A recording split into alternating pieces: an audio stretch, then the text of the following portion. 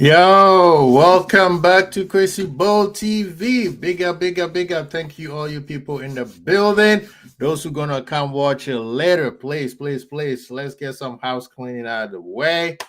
Share, subscribe, and like. You know the deal. Get the subs up. We are almost at 600. We need only 5 people to get to 600. So please, please, please, please, please get us there. Get us there. And those who gonna watch it later, don't forget the notification bell. It's very, very important because that's how you get notified when we are on. People.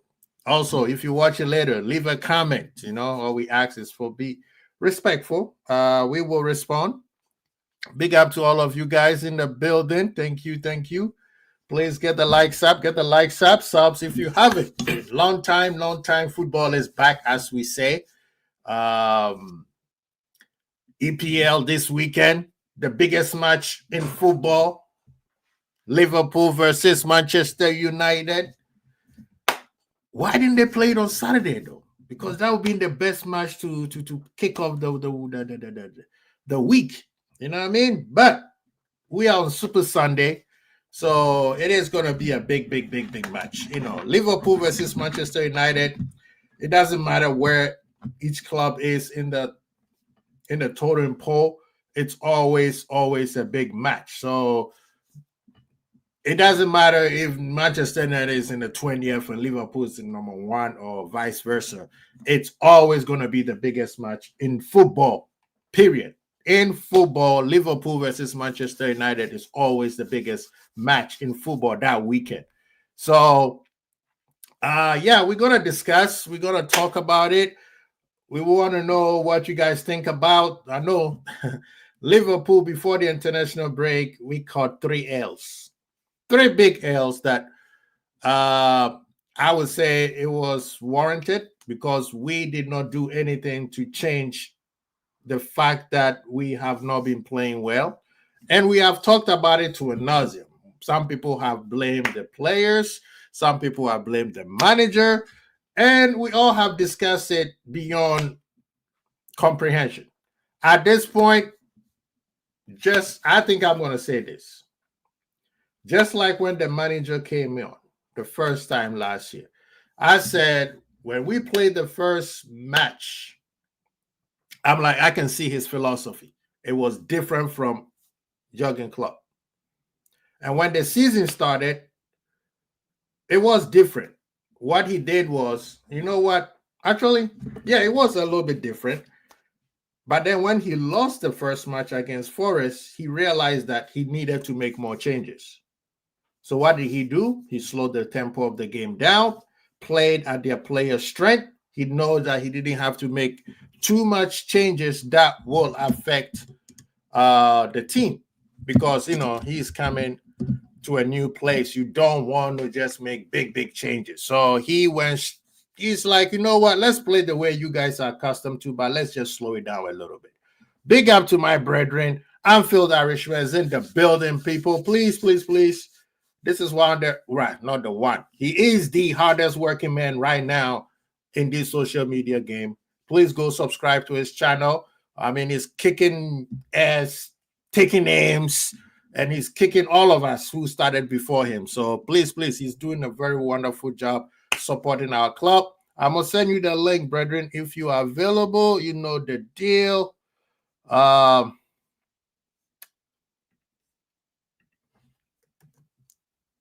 Like I was saying, Liverpool, the manager last year when he first came in, he tried to, if you watch the preseason game to the first game of the season, to the first loss, you could see the progression of tactical changes, or philosophy changes, or instructional changes, right? And that helped us to consistently win till by the time we got to January, the season was basically over. And that's why people are here like, oh, well, Liverpool were lucky they didn't play anybody. Remember those? Liverpool didn't play anybody. And then when we play somebody, it was, oh, well, they're lucky because Arsenal and Man City fell off. Whose fault is that? Right? Whose fault is that? everybody starts a season. Nobody's always ever 100% to the end of the season. So why is it that Liverpool win and it's everybody else's fault because Liverpool did not have injuries? And that what you're supposed to do? You build a team to sustain an entire year. I mean, what do people do when Liverpool took off and never look back? Consistency win a league. That's what people don't get. Consistency wins a league. You don't have to be the best team to win anything. All you need is good consistency. Leicester City. I could have been the president of the United States that year with the odds. But Leicester City told everybody, we're going to stay consistent. They had a few bruises along the way, but guess what? They stay consistent. Consistency is what makes you win in anything, in any aspect of life. If you are not consistent, you're not going to be winning, period. And right now, this is where Liverpool needs to go back to consistency. The manager needs to play at the player's strength. Now, I've always said that in the beginning, but I changed my mind on that a little bit. Why? It's because, see, last year, he was able to play on their strength based on him defining what the ethos of the club was going to be. Or should I say the ethos of the squad, not the club. The club ethos is built by the owners. But he decided, say, you know what, Mo Salah, we're going to have an agreement. I'm going to have Szoboszlai do your dirty work for you, and then you're going to bang in the goals. It was a deal that when a lot of people did not understand until towards the end of the season, then it clicked on people's head why Szoboszlai was struggling so much, right? Now, the manager has not done the same thing. He has not identified what the system is. Maybe that's the word I was looking for. He has not identified what the system is. If he identifies what the system is, then he can play on the player's strength. Because if the system is to do what we did last season, then a lot of the players are not going to be playing the way they're playing right now. Because last season, he did not give Gravenberch that much of freedom to do what he's doing right now. Yes. Let me welcome my brethren. Anfield Irishman is in the building. Big up yourself, Gary. Thank you for coming through. Appreciate you. How you doing, sir? Very well. It's the longest international break I can ever remember. It feels like it's about 2 months, not 2 weeks. Somebody It felt slowed the like it. clocks down. It felt Somebody like a whole slowed the clocks summer. down or something, man. Oh, it's horrible. Man. Absolutely horrible. And now they go, wait, this year they're done, right? There's no November. Or is it next year that there's no November? No, there's another one in a month. But I think they're saying that starting after this World Cup, international weekend is only first 2 months, and then that's it. Yeah, that's okay. Good. Yeah, there won't be no more November. You see, I have come and planned, and I know eventually they're gonna steal the plan. So people, when you start seeing this, know that it came from Kwesibo. I said, why don't you have an international month, which preferably between the month of May and June, right? Have an international month. Play all the international game in that particular month, like you play any tournament.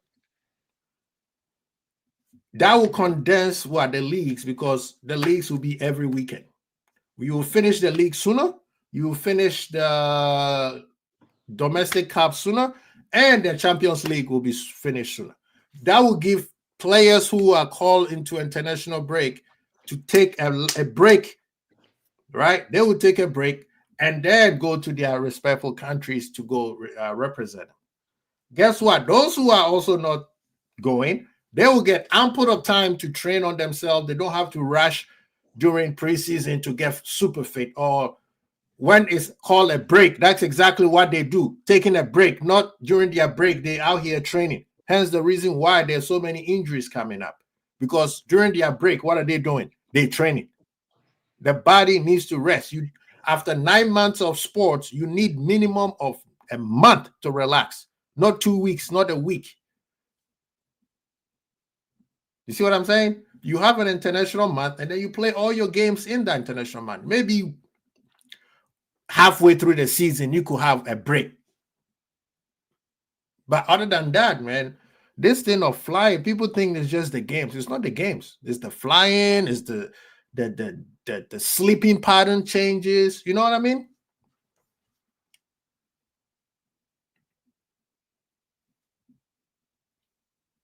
Irishman? Oh, he's on mute right now. Maybe he stepped out. But back to what I was saying. Yeah, so the manager, I mean, Gary is talking about Slot has not stopped being rigid and predictable. A win with a good football on Sunday. You go over Isak for me. Uncle Albert is in the building. I think the coach is having issues with McAllister.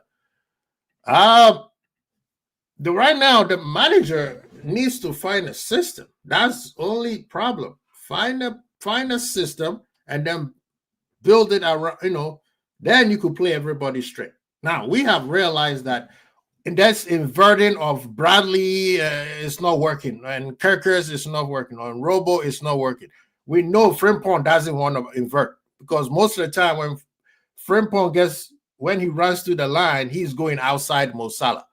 I don't know whether that's part of the instructions or not. But most of the players who are inverting is Bradley and Robo. You could tell Kirkers doesn't want to invert.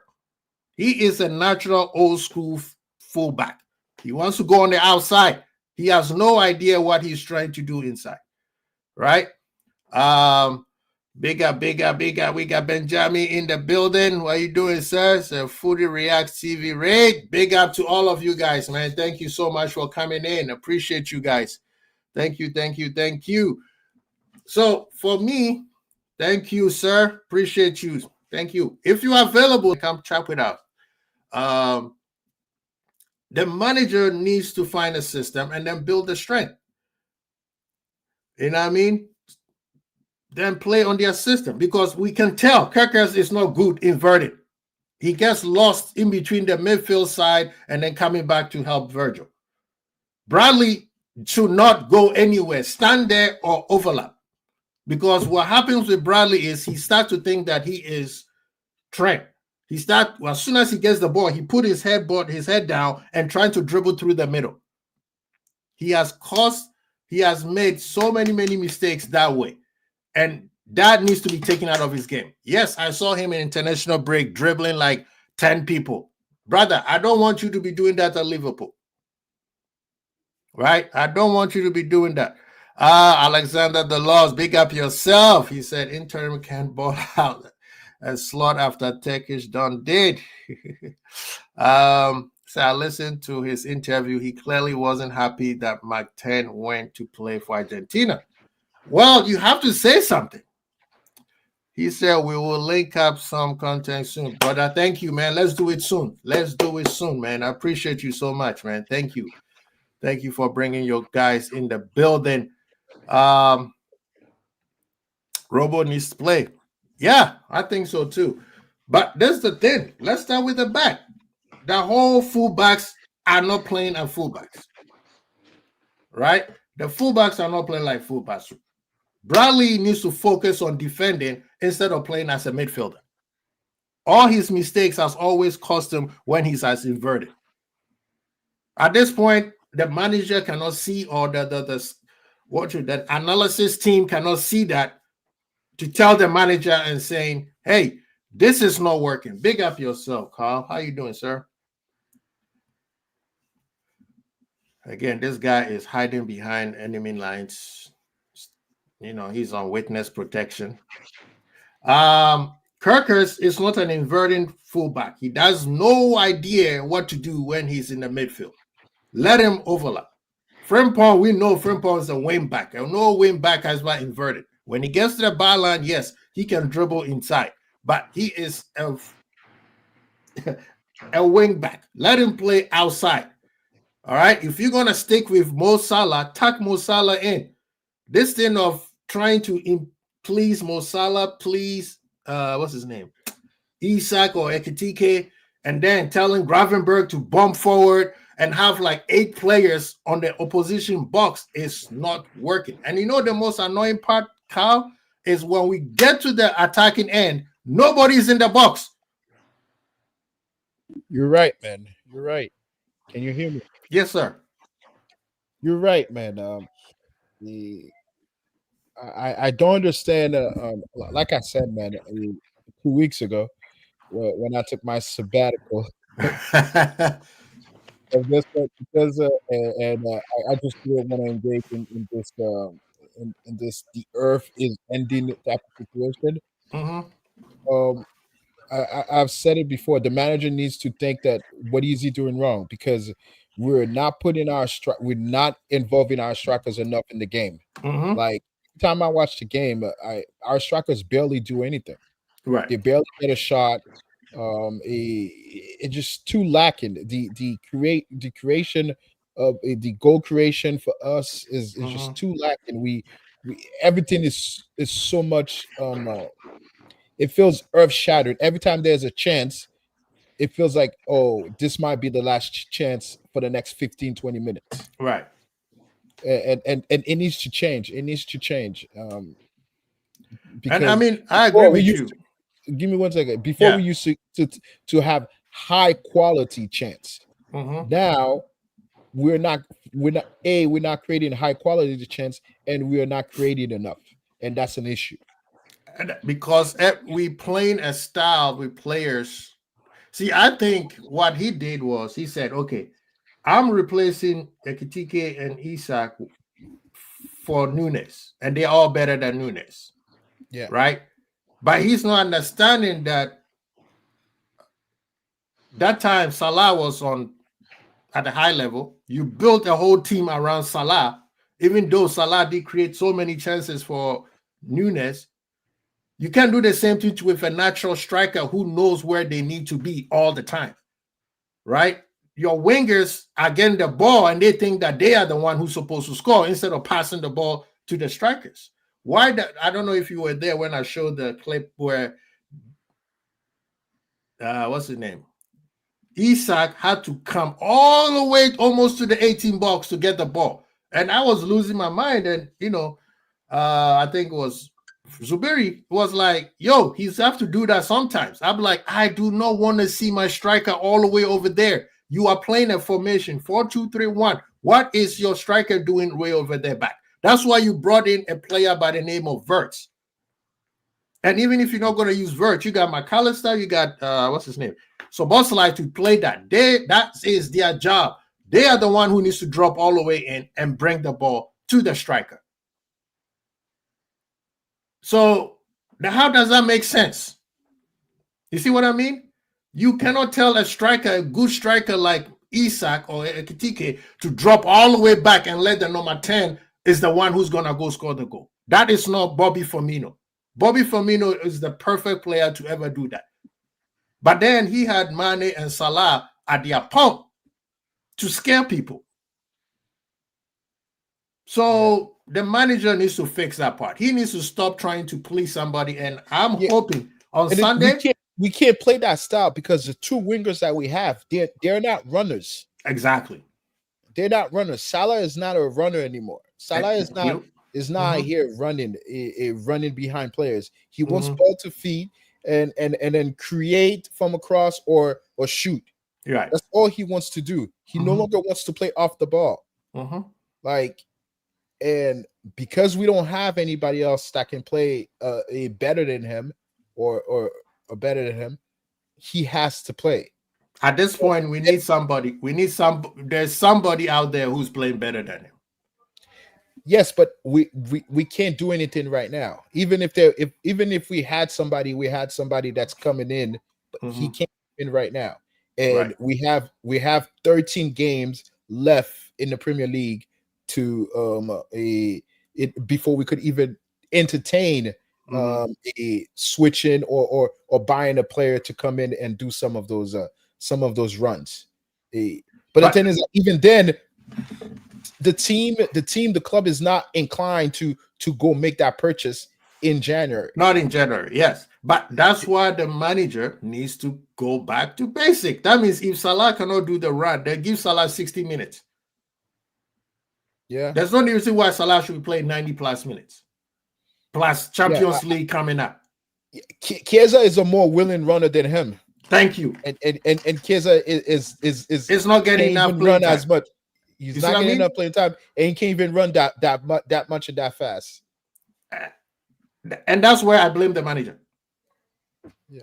See, I can blame the players when it comes to mindset, the way they roll in at Crystal Palace last time. That one, I'm like, yeah, you guys are disrespectful.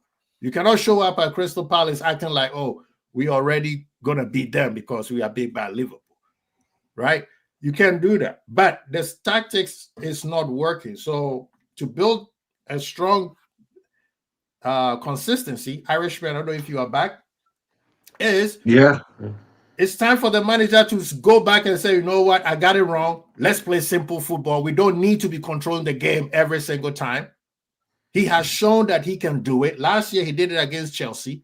People didn't understand it. They thought, oh, Liverpool got lucky. But there was no chance where Chelsea was going to beat Liverpool. They scored a perfect goal. And guess what? When they score, we turn it around and score back, right? When we played against City, that's probably the best game I've seen Liverpool play the entire year last year. Yeah. So why can't he replicate that?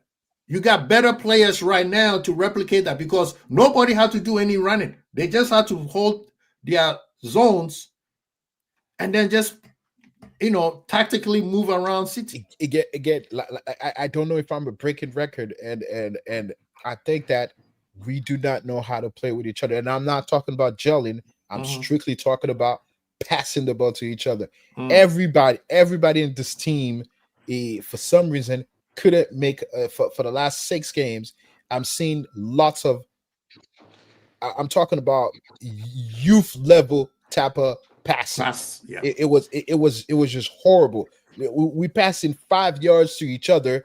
That ball is going in the other direction. Right. Like, yeah, that's has been a problem, and that's where everybody say McAllister has been an issue. That's a big problem. Yeah, McAllister has been a big issue there.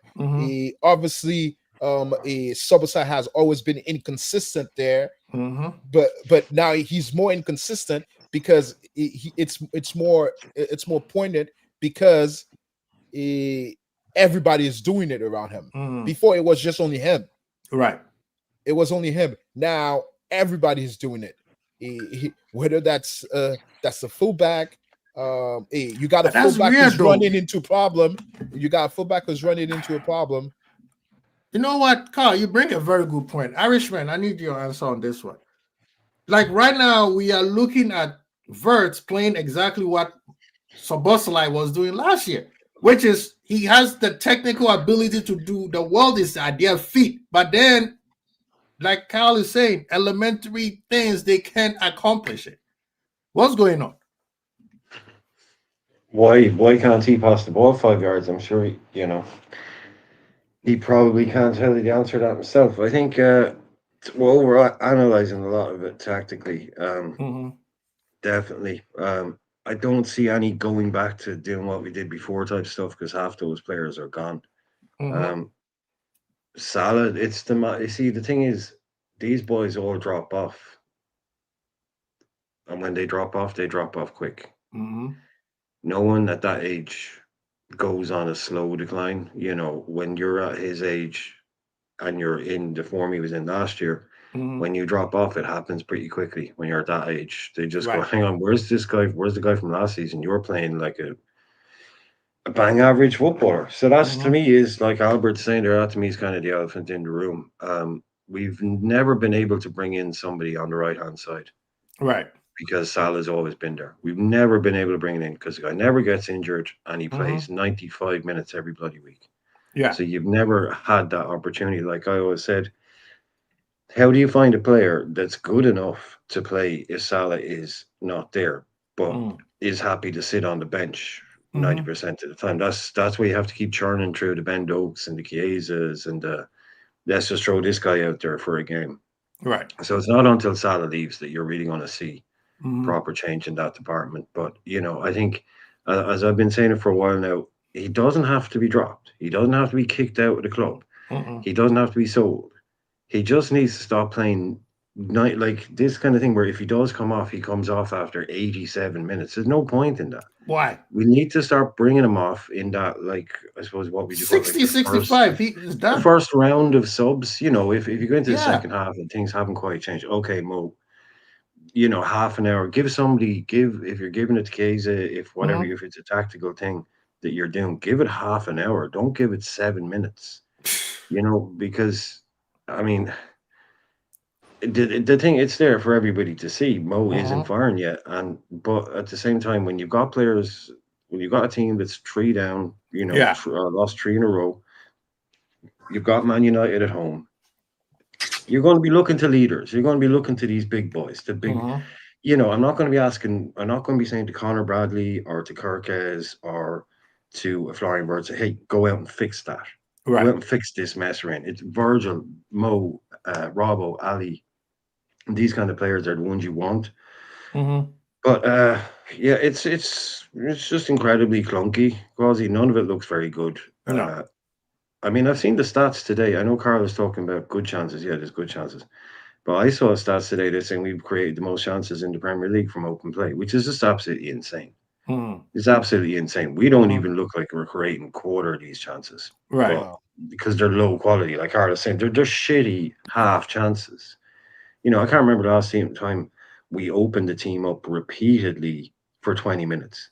When's the last time we just ripped a team a new one and it was like they're lucky not to be 3-0 down after 20 minutes here? Just really open the taps on somebody. Right. Putting moves together, putting flow together. We haven't done that so long. So long. Would you say almost the first half of Bournemouth was like that for us? That was decent. Yeah, that was decent. That was decent. And then what was that? That's about 2 months ago now? 2 months ago. 3 months ago. Yeah. August, September, October. Yeah, but exactly 3 months ago. Exactly 3 months ago. The sun was still out, Carl. I could still wear a t-shirt when we did that. What are you talking about? You big up, Jake Kismet. How you doing, brother? Yeah. All good, bro. All good. I hope you guys cool. Good. So I mean, we all have talked about the problems. And sometimes even when we're talking about the solution, the problems comes back again because it's so glare to see that this manager, something that we used to praise him last season, he's not doing that anymore, right? I think right now we have played what, 7? We're done Champions League. We played 8 games. We played 6 games, 6 games and 8 games in total. No, 9 games in total. 9 games in total. Yeah. Is it fair to say that it's time to do exactly what Irishman said, sub Salah early or let him come off the bench? No.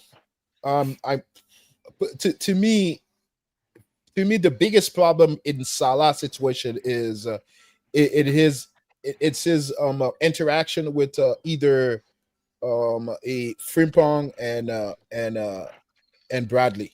I think when Bradley is playing, it is shit for him because Bradley has the tendency of running inside, trying to get inside the 18-yard or closer to that, and that push him outside, and he doesn't know where to go. And that is why I am a proponent and an advocate of Frimpong, because Frimpong, it's almost very simple. Play it wide.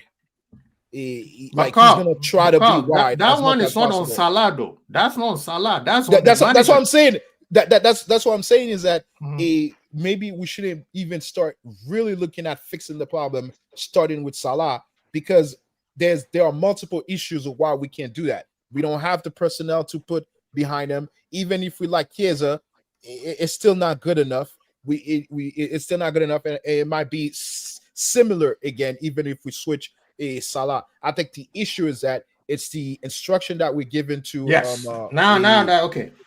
to Bradley and Frimpong. And I think that personally, Frimpong is much better for him, because Frimpong is always gonna create that attraction of overlapping, because he's a speed demon, and you gotta respect speed.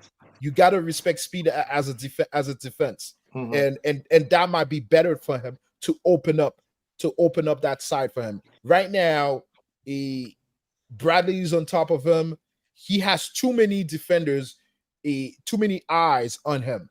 And so therefore anything he does is just not working. He loses the ball too fast. Why? Because defenders are too close to him, and they're able to anticipate anything that he's doing.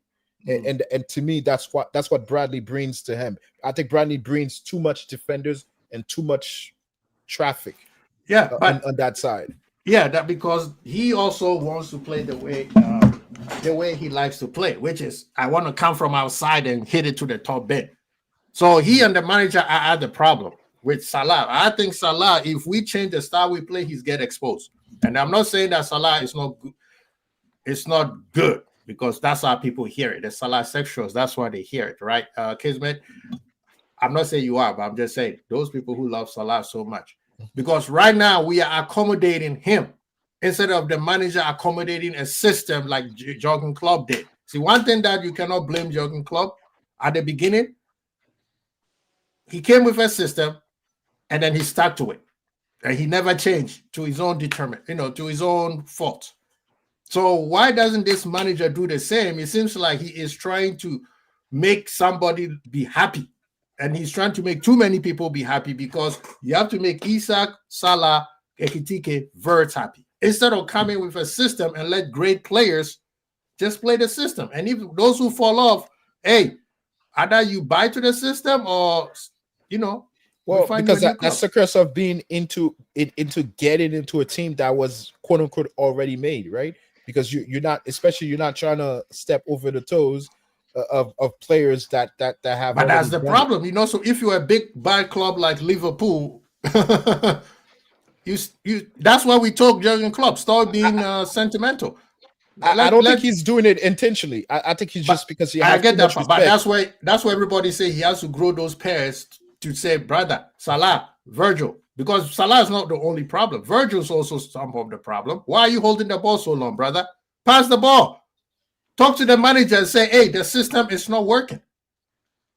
When Virgil wanted the system of holding to the ball until it's not working. When Virgil wanted new players, they need more risk. They need more risk. Kanate's got the ball more than Wirtz. Kanate has the ball more than Wirtz. What are we doing there? Too slow at the back, passing the ball. Kanate and Van Dijk too much of the ball. Pass it forward to the midfield who can give it to Wirtz. And I'd rather Wirtz have the ball than Kanate. Let's be serious here. The positions he picks up as well. That's another problem why we ain't flowing.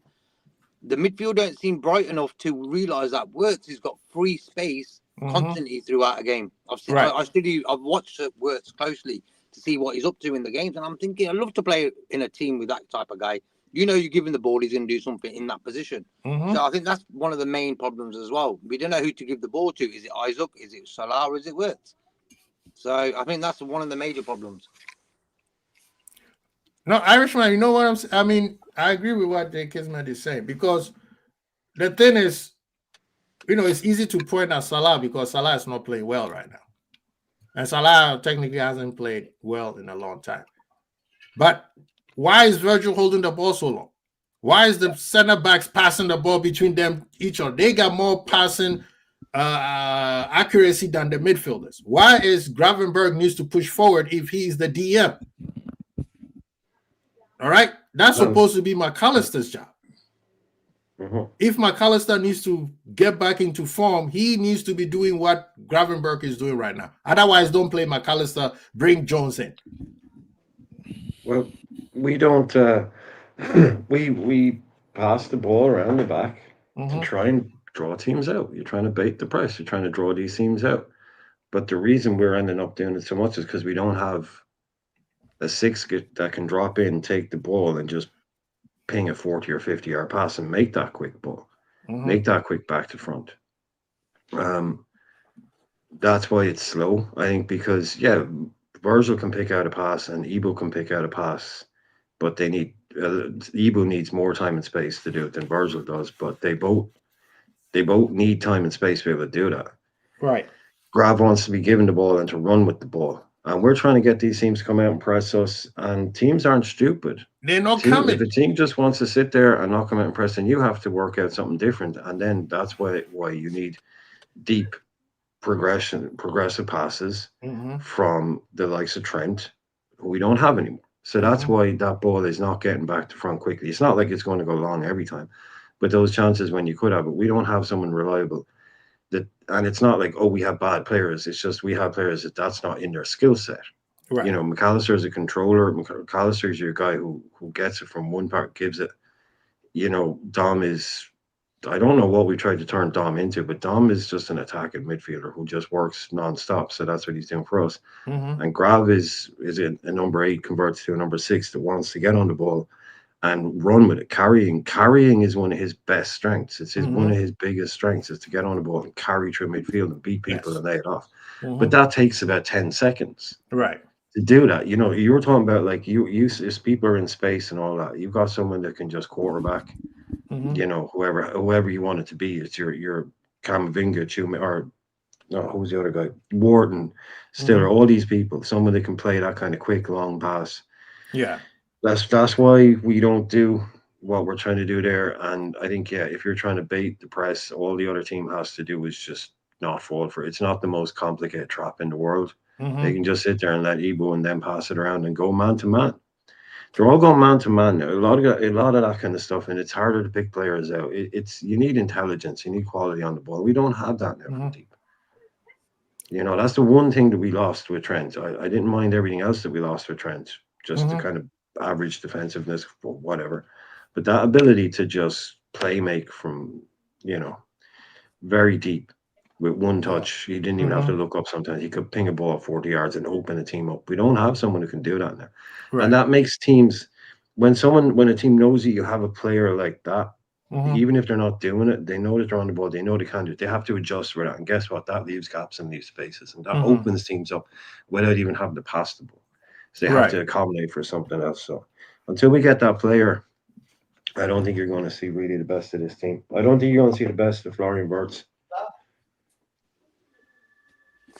No, I've already said it. I said it early at the beginning of the season, and people came at me and say, "Oh, what are you talking about? What are you talking about?" I said, "We're not going to see the best of the team till next year, because guess what? Next summer we look. Not that we're even going to sell players. We got a couple of players that is about to leave for free, right? And then we have some players who are on 1 year. That will be their last year, so they're probably going to get sold. That means we are going to bring new players. The team is not built. It's not complete yet. This team that we want to dominate is not complete yet. Next season, if you want to see the best of Gravenberg, you need to bring a destroyer beside him. Depending on the team you play against. If you're still trying to play through the middle, then yes, you need to go get Adam Morton. Right? Yeah, but he wouldn't be a destroyer. I mean, like, I'm talking about a deep line playmaker, controller. No, but Irishman, that's what I'm saying. There's gonna be it's gonna be a two separate side of midfield. Because right now you have players like McAllister who are ball controllers. They are not the pass type. That's why we went after Zubimendi. We have a driving midfielder. That's why we have Gravenberg. But if you're going to have a driving midfielder like that, you need somebody to support him when he takes off. Right? So that's what I'm saying that, I mean, I would love Baliba. You like Adam Morton. You get them both. You could bring in both. I mean, I don't think we'll be able to get both. But bring in both because... No, I'd bring in both. I would bring in both. Yeah, because you know why? The manager loves Gravenberg. Gravenberg is not going anywhere, people. This guy is here to stay. So if you want the best of Gravenberg, you need to bring a Baliba. If you want the best of Wirtz, you need to bring an Adam Morton. You see what I mean? So moving forward, the manager got a lot to do. But right now, in terms of Sunday's match, let's focus on Sunday's match a little bit. Let me bring out the lineup, and people help me. Please help me build this lineup. And you be at this point, don't laugh at me because I started it and I couldn't finish. This is the best I could do. Somebody, anybody, help me. These are the two people I know is going to start for sure. Any objections? Yeah, that's about right. There's no objection. There's no objection. The team fills I think itself out. as well. Freddie Woodman, you lunatic. Get Freddie Woodman in there, for God's sake. I started it the whole day, the whole night last night. I'm like, okay, let's go. That's the best I could do, and then I fell asleep. What are you guys? Let's start from the back. Is Konate fit? I think the manager said he's going to be training today. So we know that. I heard he's fit. So let's just put Konate there just for. I'd rather pick Gomez, but yeah. I will. You know what? Screw that. Let's put Gomez there. Yeah, man. Let's put him there, man. I'm tired of this putting Gravenberg in the center back for no reason. Why? He's a midfielder. Let him play midfield. This is what we're going to do this, right? The manager, I know he watches our show all the time. So let's give him. Who's going on the right back? Frimpong. Again, I want Frimpong, man. Thank you. We got to start his career. He has to start. He has to. The manager needs to, play him. Play him. Not one game every a month. You know what I mean? That's the joke. Who are you going with the left back? Oh, you know what? I'm going to go Robertson. I'm a Kirkis guy, but okay. I like Kirkes. I tell you the truth. I like his fire. I've got no problems with Kirkes. Yeah. I just feel Man United, I'm playing Robertson. Well, what do you think, Irishman? Well, Frimpong, excuse me. Frimpong started every game for us, didn't he? Then he got injured. Mm-hmm. So that's why he hasn't been playing. Mm-hmm. So I don't know if he's 100%. I mean, they were both back the last time. Yeah. But I mean, that's the only reason Frimpong hasn't been playing, as far as I know, is he got injured in his first game, didn't he? That hamstring thing. So that's why he hasn't been in and out. So I having a pop at anyone for that one. I'd still start Bradley. I know, like up against like that Amarim system. Yeah, but that's what you need, because Bradley's gonna be bombing forward aimlessly. He hasn't shown me. This is the thing that I have with Bradley. He hasn't shown me maturity in his game. He's good. He's very, very good. But there is no discipline in his game. He put his head down and start dribbling through the midfield. If he was doing that on the bar line, cool. Lose the ball go on the throw-in, come back. But he get caught up too many times. Hence the reason why the manager is playing Szoboszlai. Because even if Szoboszlai can, the thing with Szoboszlai in inverting is he's a natural midfielder. So when he inverts, he knows how to play in the midfield. Nobody does. Trent, he couldn't play in midfield. He did a couple of games, and then Aston Villa exposed us, and it never went good ever since. For Kirk, I think Kirkers, man. Kirker's been playing well. He's been playing very, very well. What do you think on the left back?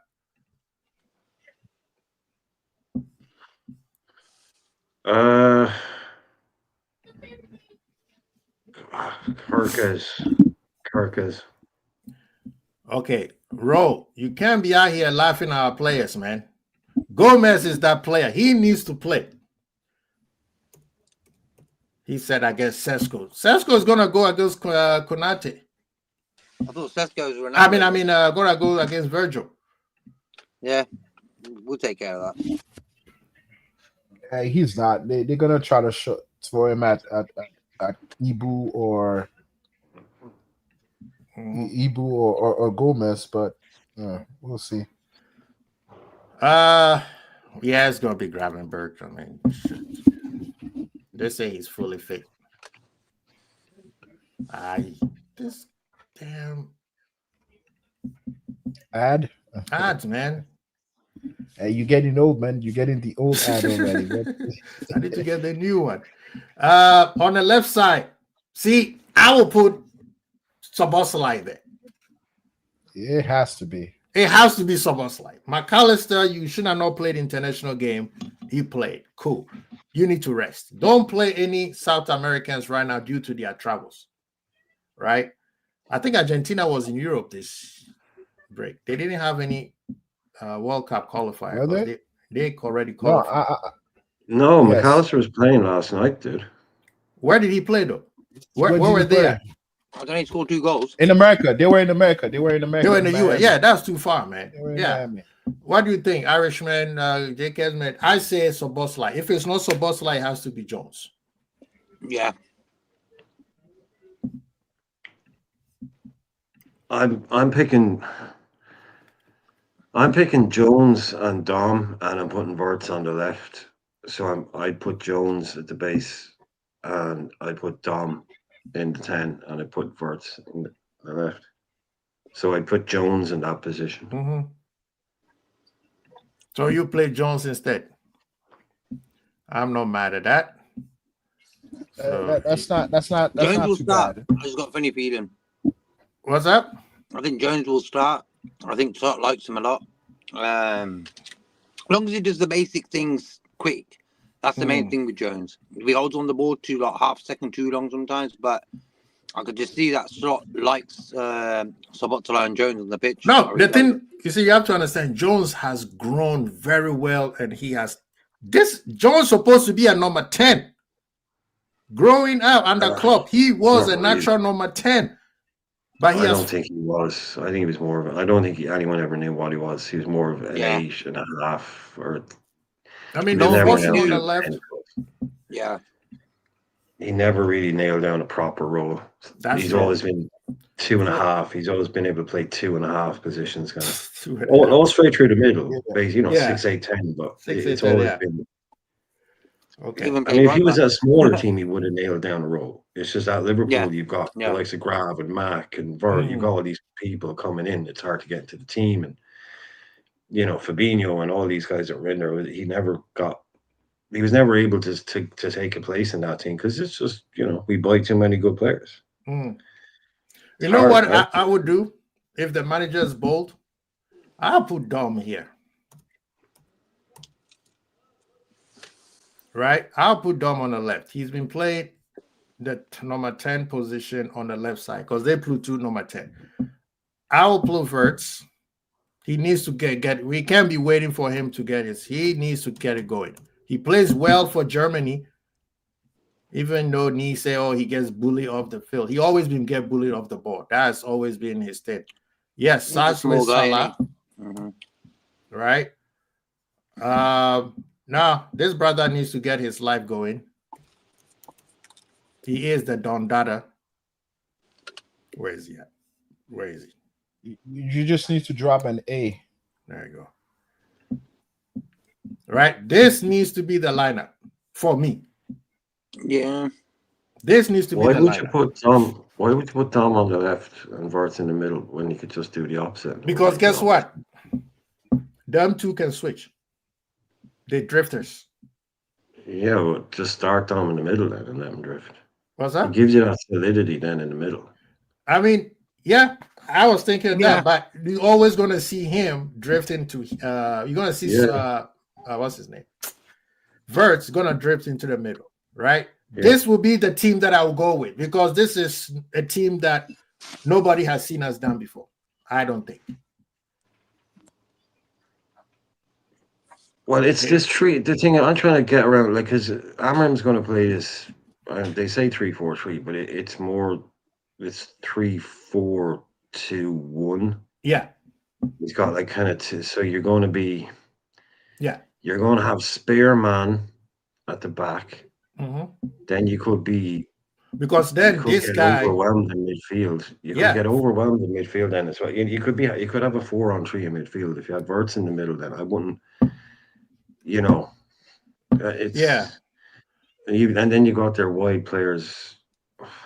And the reason why I want Szoboszlai to tactical one. Yeah, and you know why I want him to be in the middle because Manchester United midfield is going to be wide open unless they decide to come in and sit. Last year he surprised us and he sat in the back and hit us on the counter.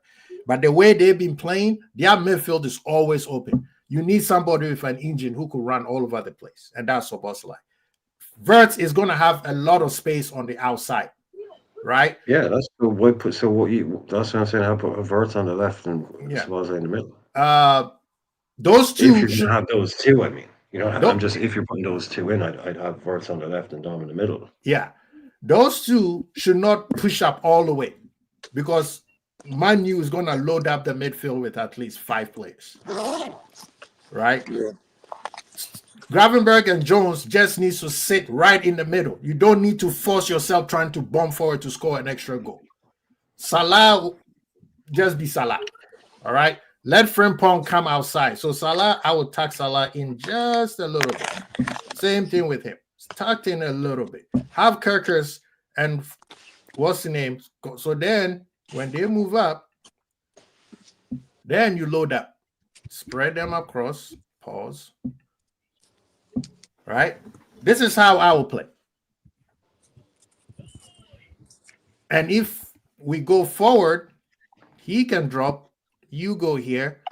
You could open up a little bit. And then, Frimpong can come in here. Salah, then he could just be running outside here and there. That's what I would do. What do I know? Well, I think go ahead. If you push them up, you see, if you put them back where you had them there, Frimpong, you're just putting them like up one, basically. Yeah. You're putting Carquez and Frimpong up one. If you're doing that against wide fullbacks, they're in no man's land there. Mm-hmm. Those boys are they're in a halfway house to nowhere. You know what I mean? You need to push them right up. Right.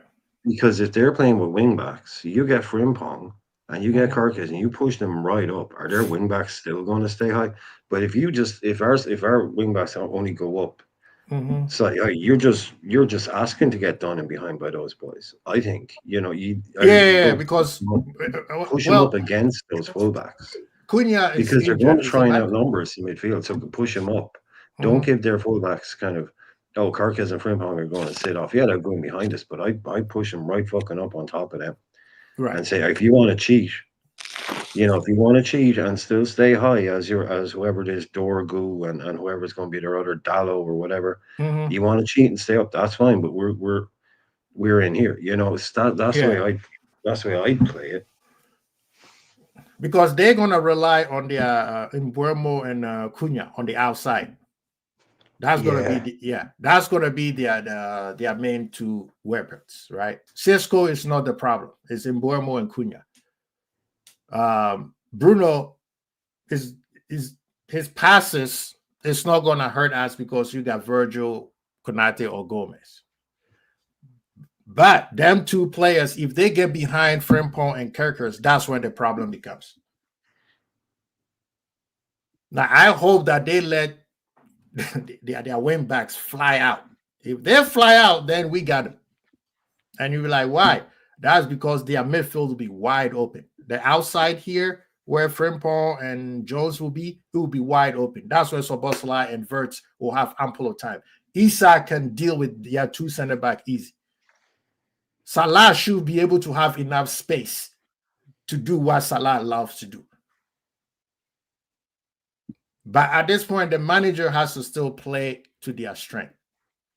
But if he goes back to what he used to, and Salah is on the byline, and Gakpo is over here because Uncle Albert is telling me that Gakpo is going to start, is his favorite player, and they are right here, and then Kirkers needs to come in here, and when Kirkers try to go outside, Gakpo can't see him, and Frimpong has to cut in, and Salah is trying to dribble from the corner line, trying to put a top in, and then Isak has to always come all the way over here to get the ball, and then we got all these players. Literally, this is how we've been playing.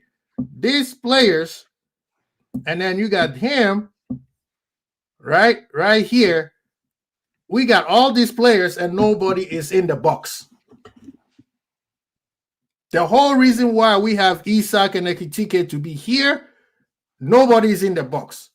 They are over here trying to catch up to the play.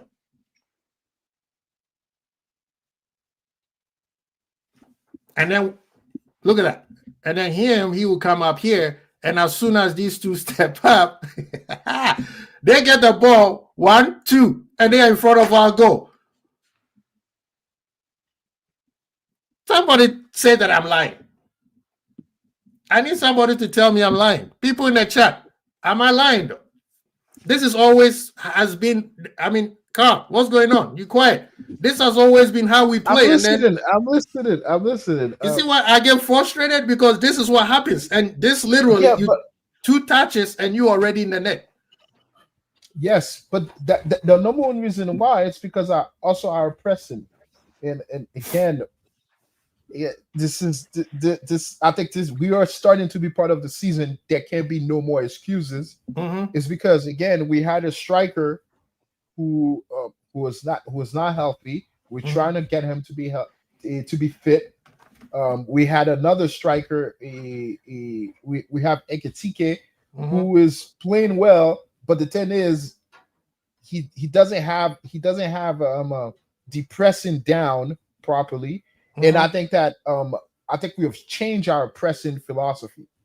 I don't think the manager press as well as the previous one as Klopp.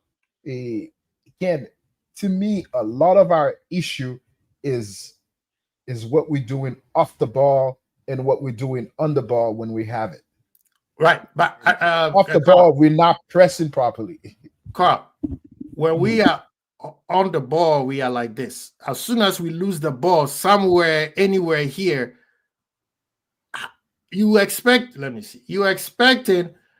Frimpong to run full speed back, him to take care of the whole space, which happened to Konate last time. That's why Semenyo did him dirty. You expecting this guy to play center back, left back at the same time. He needs to drop back. He's out of position. Where's that guy? He's out of position.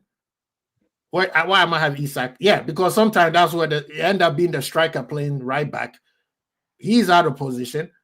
The thing is, this is the Christmas tree, right? When we lose the ball, you're supposed to have a Christmas tree and everybody taxing. He is never there.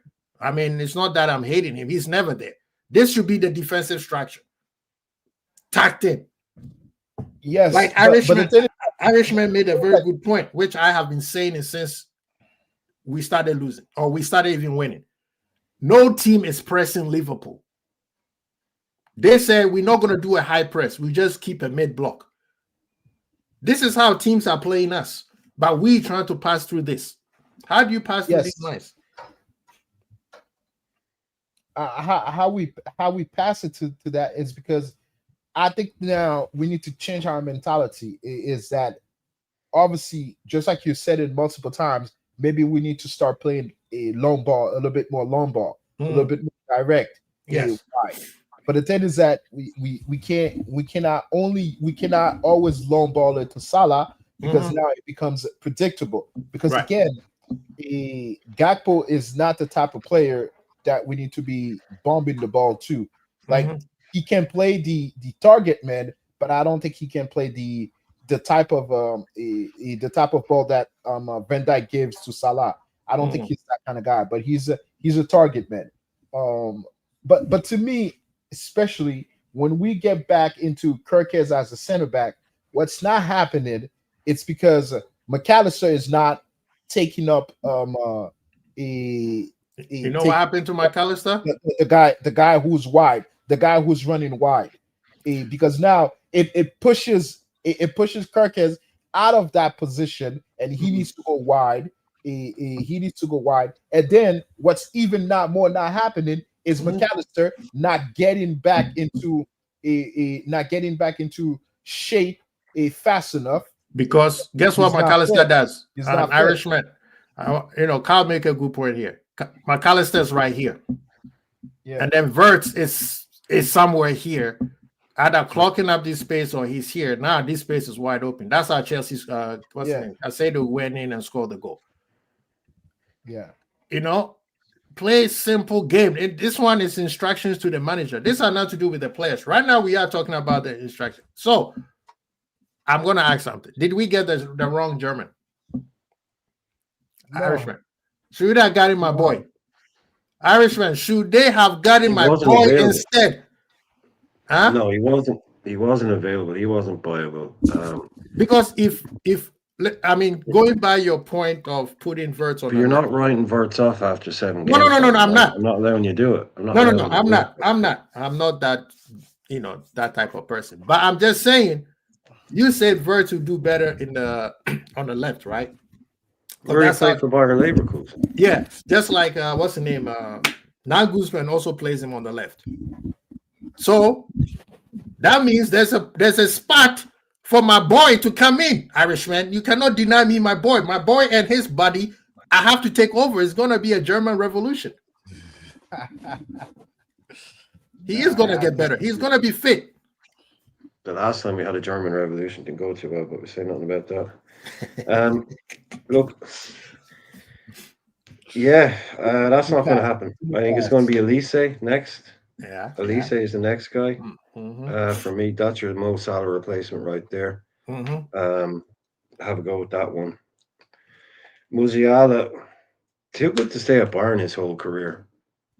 Bayern is, they're not what they were. They're not the force they were. When you've won everything with Bayern 2 or 3 times, I'm not sure how much you kind of, if you're a top player, you're going to want to play for Barcelona or Real Madrid. I can't see Musiala staying there. You never say never, but I can't really see it happening. I don't know, man. I don't know. How viable is he? They seem to be happy to sell Elise over him.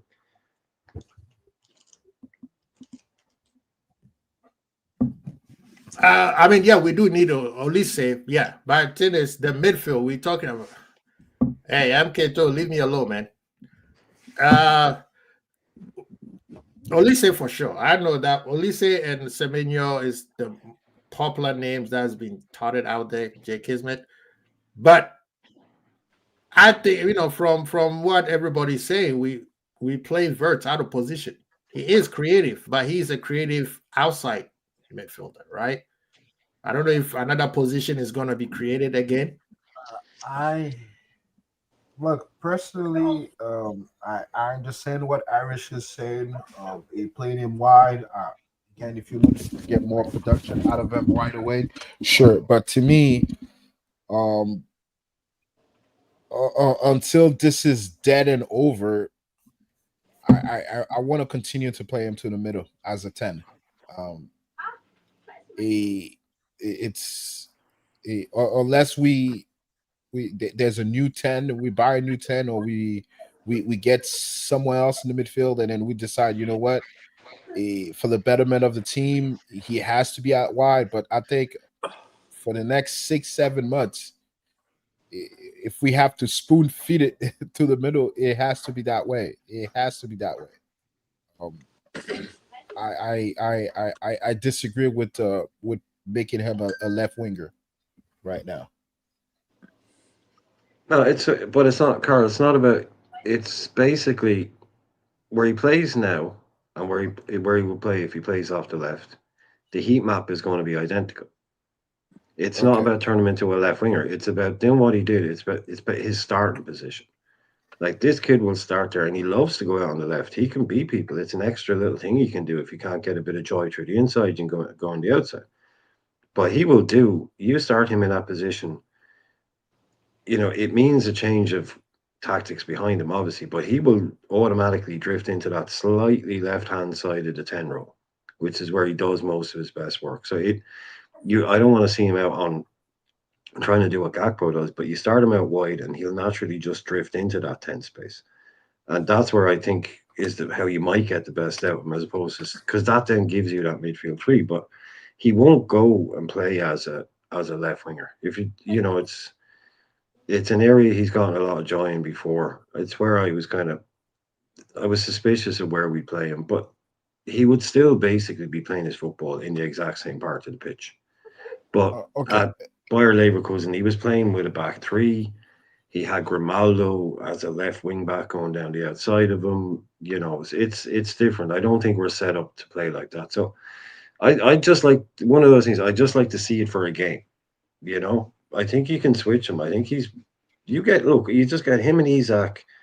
I think they're 2 guys. You just play him into form at this stage. Yeah. There's no more. Just play him into form. Get him on the pitch. Just give him 10 games together. Let him get up to speed, because we know how good they are. There's no question about their quality. That's what astonishes me, that fans ain't got the patience nowadays in 2025 to think we've got 2 world-class players there, Wirtz and Isaac, and you're moaning about him after 7 fucking games. It's like, someone slap me, man. I just don't understand it, bro.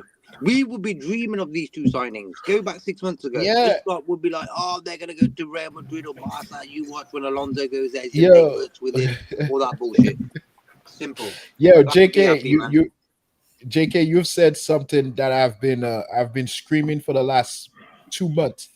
And then I've said it in multiple other channel with Flawless. I said I don't really care what's his stats like in doing this part of the season, because again, I from the beginning I knew what kind of player he is. I knew he was going to struggle because he didn't have the body. He's not a Pogba. He's not a forget Pogba. He's not a Jones. He's not a 6'1", 6'2" midfielder. He's not a KDB, because that's not his body type. So these guys will take time.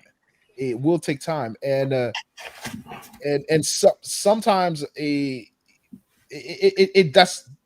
those are the roadblocks that you have to go through with players like that. Highly skilled, but they don't have the strength and the strength yet to be playing and to absorb contact to play in the Premier League. And then that's fine, because you just have to learn.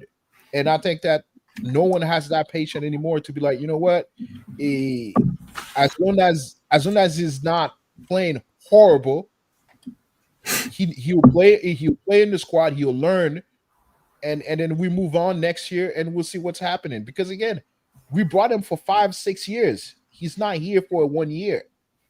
Well, like, some people think he is. Big up to Nee for finally showing up, being the African that he is, always late.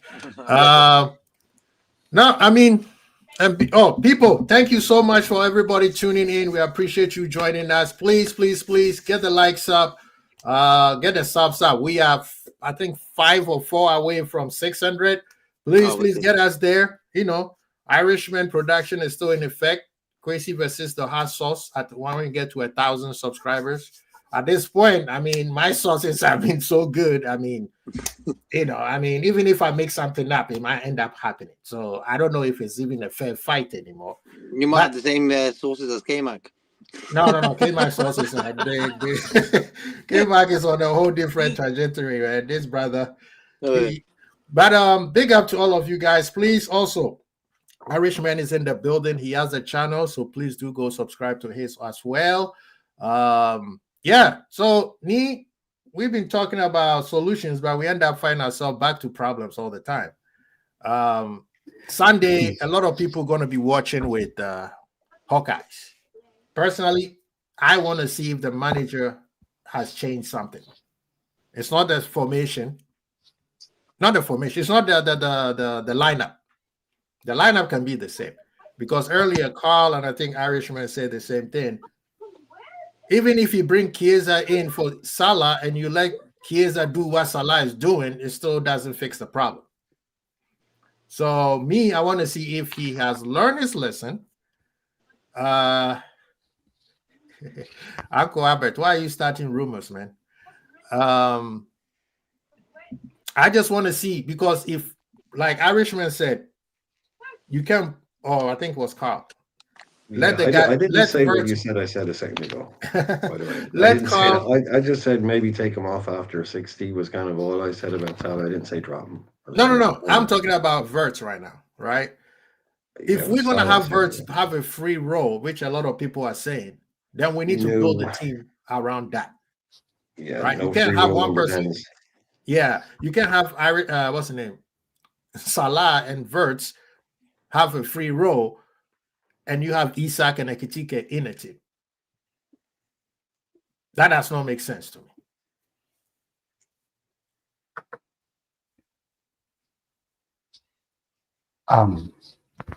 Guys, can you hear me? Yeah. Okay. I think you hit it right on the head. We go round and round in circles trying to look for solutions. Mm-hmm. And it looks like almost every solution we propose, there's a counter from one panel or someone in the chat. So I ask myself, are we going to come up with a solution at all? Mm-hmm. But I believe our manager is intelligent enough. I've said it a couple of times to be able to come up with solutions. Yes, he's trying to do some tweaks here and there. It hasn't been working, but I believe everything will come good.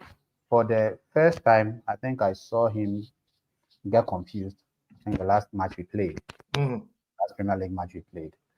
The subs, that he was making, for the first time, it looked more confusing than trying to actually fix the problem. Mm-hmm. But when you listen to him, his interviews, I think the only thing I don't want him to talk about again is all these long balls, and you should stop talking about those things and then focus on the problems that he's actually seen with the team, because obviously he makes very good points about how we are playing, how we are not well playing. I mean, he seems to get all those things right, but actually to implement a solution has been the problem, because there are a lot of moving parts now. But I believe that heading into November, the team should be able to pick up from where left off. I think that the formation isn't a problem, and this whole thing about Vet, where we are playing Vet, is not how where he plays at Leverkusen. It's neither here nor there. He's a 10.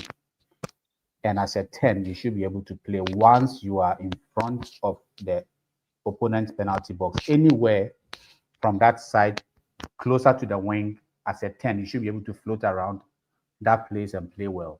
If you check Viet's heat map, I'm sure he will drift more to the left than to the right, which is exactly where he was playing for Leverkusen. So this whole excuse that we are playing him out of position, for me, is neither here nor there. I believe he will come good. He's having some challenges, but I believe he will come good. He's not a winger. He can't be a winger in the Premier League, because even though he's not slow, he doesn't have that blistering pace to go past defenders almost every time. So for me, I think where he's playing is his best position, and he probably would have to make some adjustments physically and whatnot. Then also, I would want to see more of energy behind Vets, because we've spoken about McAllister, I mean, a ton of times, and we are beginning to sound like broken record. If McAllister is not putting in the shift, just put someone else there. He went all the way to South America. He will come and he will start him. Like, dude, I hope not. Manage the squad well. Manage the squad well. Yeah. But I believe they're coming from America. They're coming from Miami. Not that far. But with Will Smith. Carl, did you say Miami is not that far? Seriously? It's not that far to Europe. It's not that far to Europe. 9 hours, isn't it? It's the same thing. Just one is more. Less than that. Relatively. I'm in Florida. It's a 10-hour journey, man. Your body clock changes. For a guy who claims his adductor has a problem, he shouldn't be in a what you call it, in a pressure vessel. Ask Kwesi, he's a fitness trainer. Ask him. That's why I tell people, it's not just the games you play. It's not just the games you play. I'm not as smart as the other guys, but I can tell you for free that there are certain illnesses you should never travel in a pressurized cabin. One of them is breathing problems. The other one is muscle problems. I mean, it looks to me like our coach has lost control of the egos in his dressing room.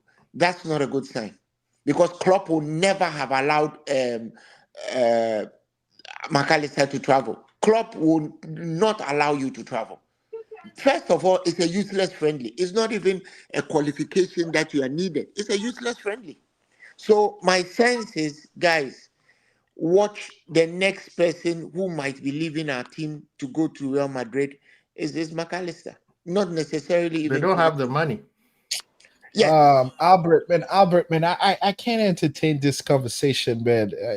Come on, man. We got a game on Sunday. He's playing bad. We get it, but we can't. Come on, my guy. He's under contract for 2 more years. Like 2 more already. So that means we need to tie him up. Otherwise, Carl, our brother Isaac was under contract for 3 more years. We still got him. It's my opinion. Okay, we are not in a dictatorship. You are in America, and you want to tell people what to say. Come to Ghana and tell us what to say. That's good. In Ghana, we tell people. I'm not telling you what to say. I'm saying the conversation should be concentrated in what we're gonna do against Man United to get back in the conversation. The conversation has many facets, Carl. The conversation has many facets. You are not any more enamored about us winning. It sounds like you're doing an agenda, Uncle. No. Every single time, man. Every single time. No. agenda is that you is brought not it up about every an single agenda. time. It's not about an agenda. When Kwesi and I were talking about the vagrancies of what Pep Linders and Klopp were doing, many of you were insulting us. Were we right or were we wrong? Listen, let's learn to listen to everybody. Not everybody has all the intelligence in the world. I listen to you. So now let's move on to the game. The game on Sunday. Hold on. I listen to you too. I don't make any pejorative on what you say. That's not a pejorative, my guy. That's so now we can move on to the. Please respect mine. I am saying that Klopp would never have allowed his, this guy to go and play in a meaningless friendly, and the track record is there. So what I'm saying to you is that it is my suspicion, based on many years of watching player interactions. I don't know if you watched the guy's interview today. It was clear from his responses and the facial expressions that he wasn't happy, but he won't say anything. To say I have an agenda against Slot, seriously, me, the very person who wanted Klopp. That's not what I said. That's not what I said. So what's the agenda? You have an agenda with McAllister. Oh my God! What a shock! Like, yo, bro, okay, now we move on. Okay, fine. We move on. Absolute shock. We move on to the game on Sunday. Guys. No. Guys, Uncle. In Ghana, we say money miss road. We need. I'll have you guys have your time. Let's focus on the game on Sunday. Let me just the reason why I jumped in. Let me just finish quickly, and I'm gone. Look, I think that the Man United are going to target Kekes because their best players, at least their most informed players, are Ahmad and what's his face, Ahmad and Mbwembo. So they are going to try to double team him. We need to watch out. So whoever is playing on the left middle, maybe it will be Gravenberch. They need to make sure that Kekes is not double teamed. That's just my 2 cents worth. And we need to score early, not concede first and then let them go and do 11 behind the ball, and then we spread the ball wide, looking for a goal after we've conceded a goal. It's not a good look. So I agree. I agree with that. I agree with that. The thing is, if they target Kerkers, it's not because Kerkers can play. They targeted that left middle midfielder right there, which is usually McAllister. So that's why we're saying that we hope he doesn't start him, especially him traveling so far. Play Soboslai or play Jones on that position, right? I would have thought that they will be targeting on Cunha's side, because Cunha is also a problem on our right side because we haven't figured out who our right back is. But if they target the left side, as long as the manager does not start McAllister can play. I'm not saying he shouldn't play. He should come off the bench, especially after that long trip. I won't have any problem with that. The thing that I don't want to see is we get to the final third and we lose it seems like we have no idea how to play football. That is also becoming my problem with the whole thing. So you said you want Verse to still stay in the number 10 position. Yeah. I think with the United, Verse will have enough room to because United will play with a two-man midfield. So Verse should have a little bit of room to operate. But then again, if we still keep on moving the ball too slow like we've been doing, obviously the opponent will work hard to close the gaps. But I believe this is the game that he will come to life. And I'll tell you this: if we move the ball slow, I'm going to the dark side, joining the dark side, and I'm starting to do spot out. I'm telling you. I told people you are on the dark side. You said I shouldn't say it, man. No. The thing is, like Irishman saying, I'm on. He's not against the manager. He's supporting the manager. As everybody on the show is supporting the manager. But if we play exactly the way we've been playing, and I know Liverpool do not play well after international break, it's well documented. That's another Buddhist. You see what I mean? It's always been documented. But this is Liverpool versus Manchester United at Anfield. If any player is not up to it, I'm telling you, I'm going on. The evil arc is beginning. Whoever, I don't care if it's Isak, we are saying out. And then the first person is the general, which is the manager.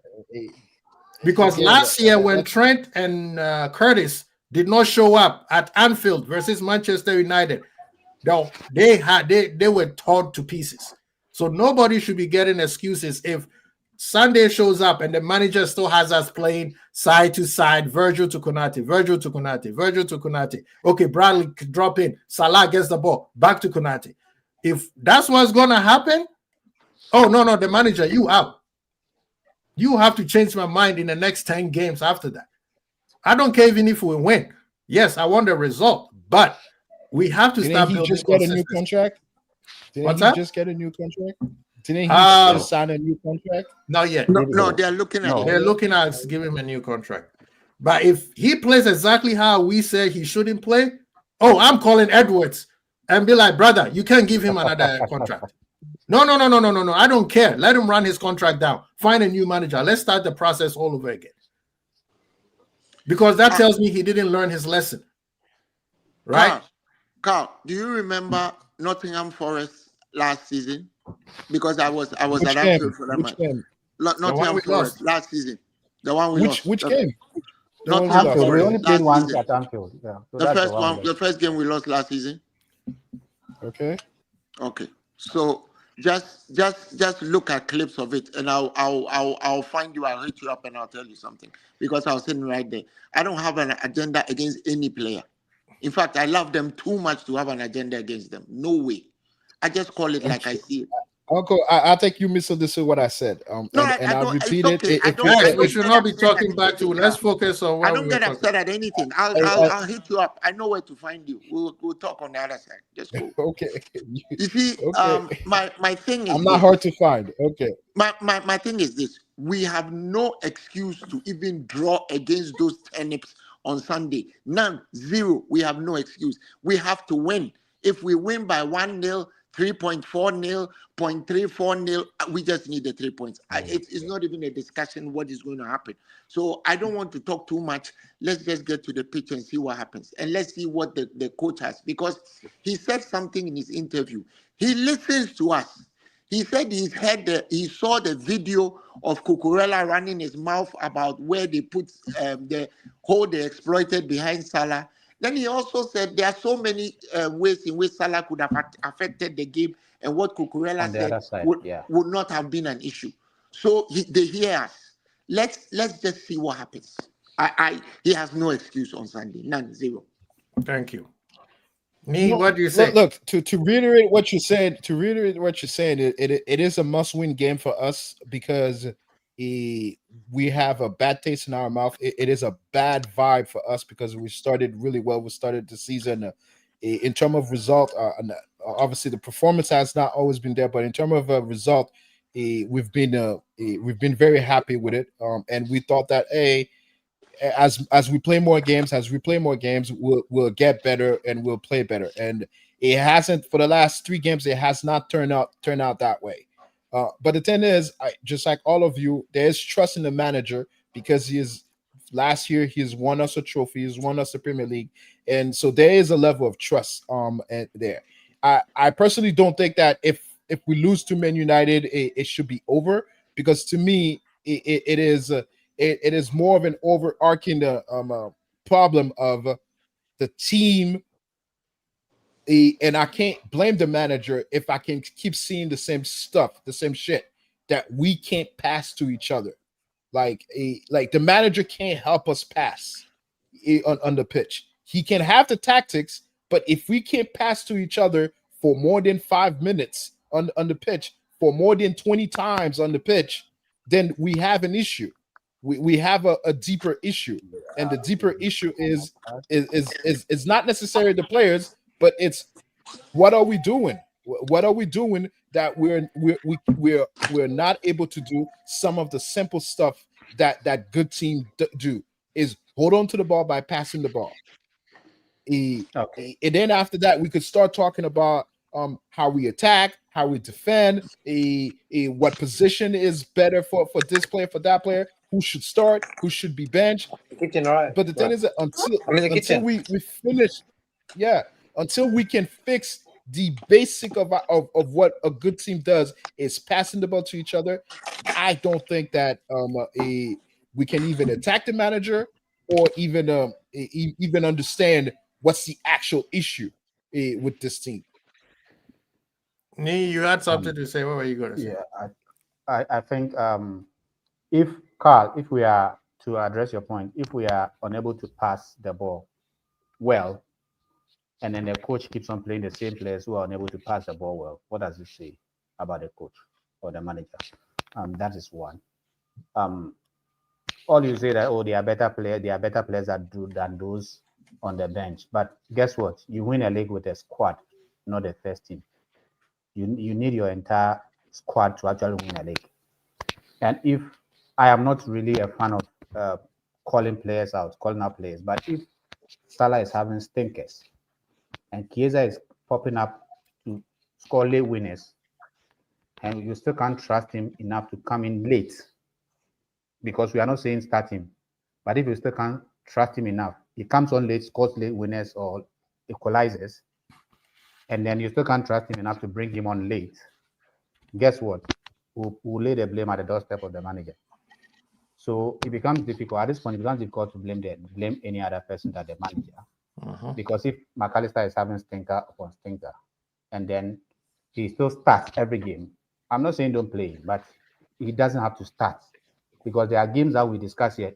Numerous times we discuss on this platform, we'll not start McAllister. Match day, McAllister is starting. We are not coaches. We don't have badges, but we can see that the guy is not really affecting the game, whether he's injured, not fit, or whatever the reasons are. The guy is not affecting the game. So if Carl, you and I can see that the guy is not affecting the game, so he shouldn't start, and he keeps starting, we will blame the manager. Guess what? That's who we blame. But I'm quite optimistic about this particular game because United are going to rely extensively on their wingers and their wing backs and then the inside tens. Sesko is a player that I believe Konate should be able to deal with because that caliber of that mode of a player. Yeah, Konate he's trying to play with strength. You can't beat Konate with strength. You're not going to beat Konate with strength. So I am not too worried about Konate because of the profile of player he's coming up against. If Kwesi says this a lot, and sometimes I tend to think that he's being arrogant. Kwesi tends to say that, the reason why we lose is because of us. If we should play our game, we should win this game easily, like Uncle Albert is saying. If we're able to play our game, we should win this match easily. But believe you me, we make things unnecessarily difficult for ourselves for no reason. And games that we are not playing well, that is when we should actually at least move the ball faster. If we are not passing well, we should go long, direct. But guess what? We don't do that. Secondly, even when we are trailing, we don't even cross the ball. I'm asking myself, what is the point of getting a number 9 if you are not even crossing the ball or passing the ball to him? So I side with Kwesi a bit when he goes on the tangent of if he keeps on playing side to side. It is so boring and annoying and frustrating when you're actually sitting down watching the team, especially when we are trailing. You're playing side to side. If you allow me to interject for a minute here, my biggest issue is that for the last year and a half, my issue with Slot has always been is he has taken out urgency out of this team, because again I couldn't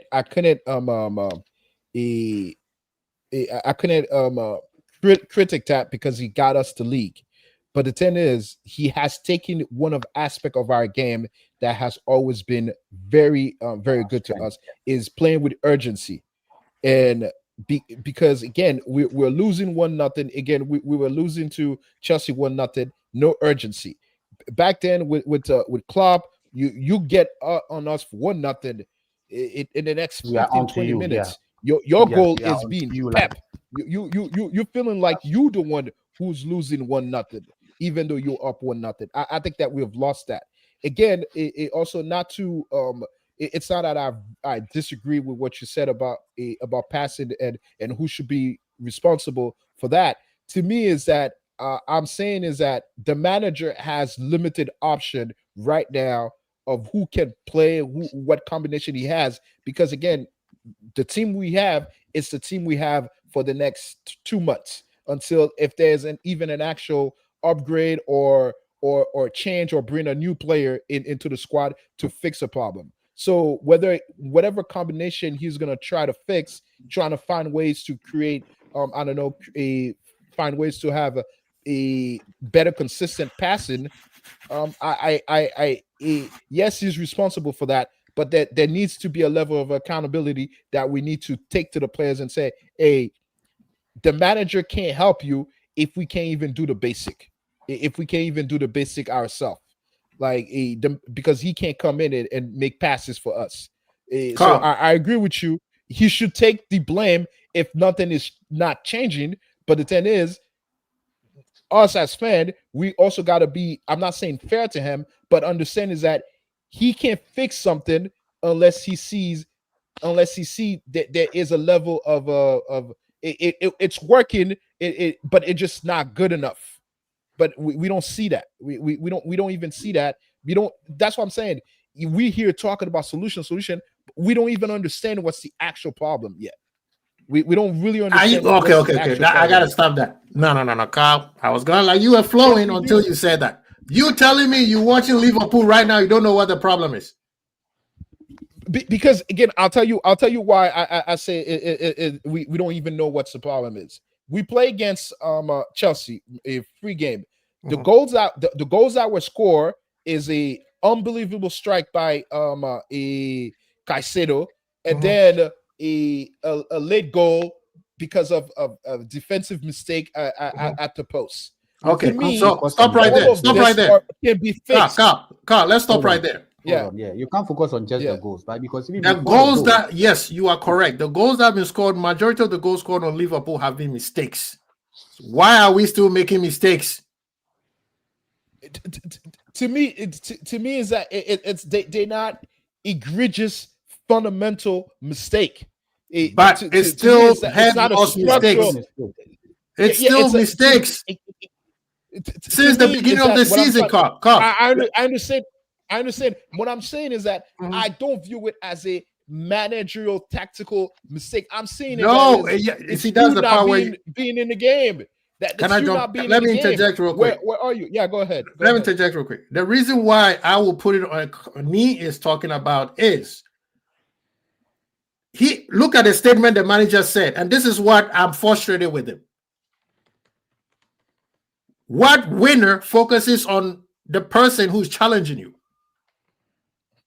Yeah. So what? 90% is their goal, is set piece part of the game. Yeah. It is. So why are you talking about the other team?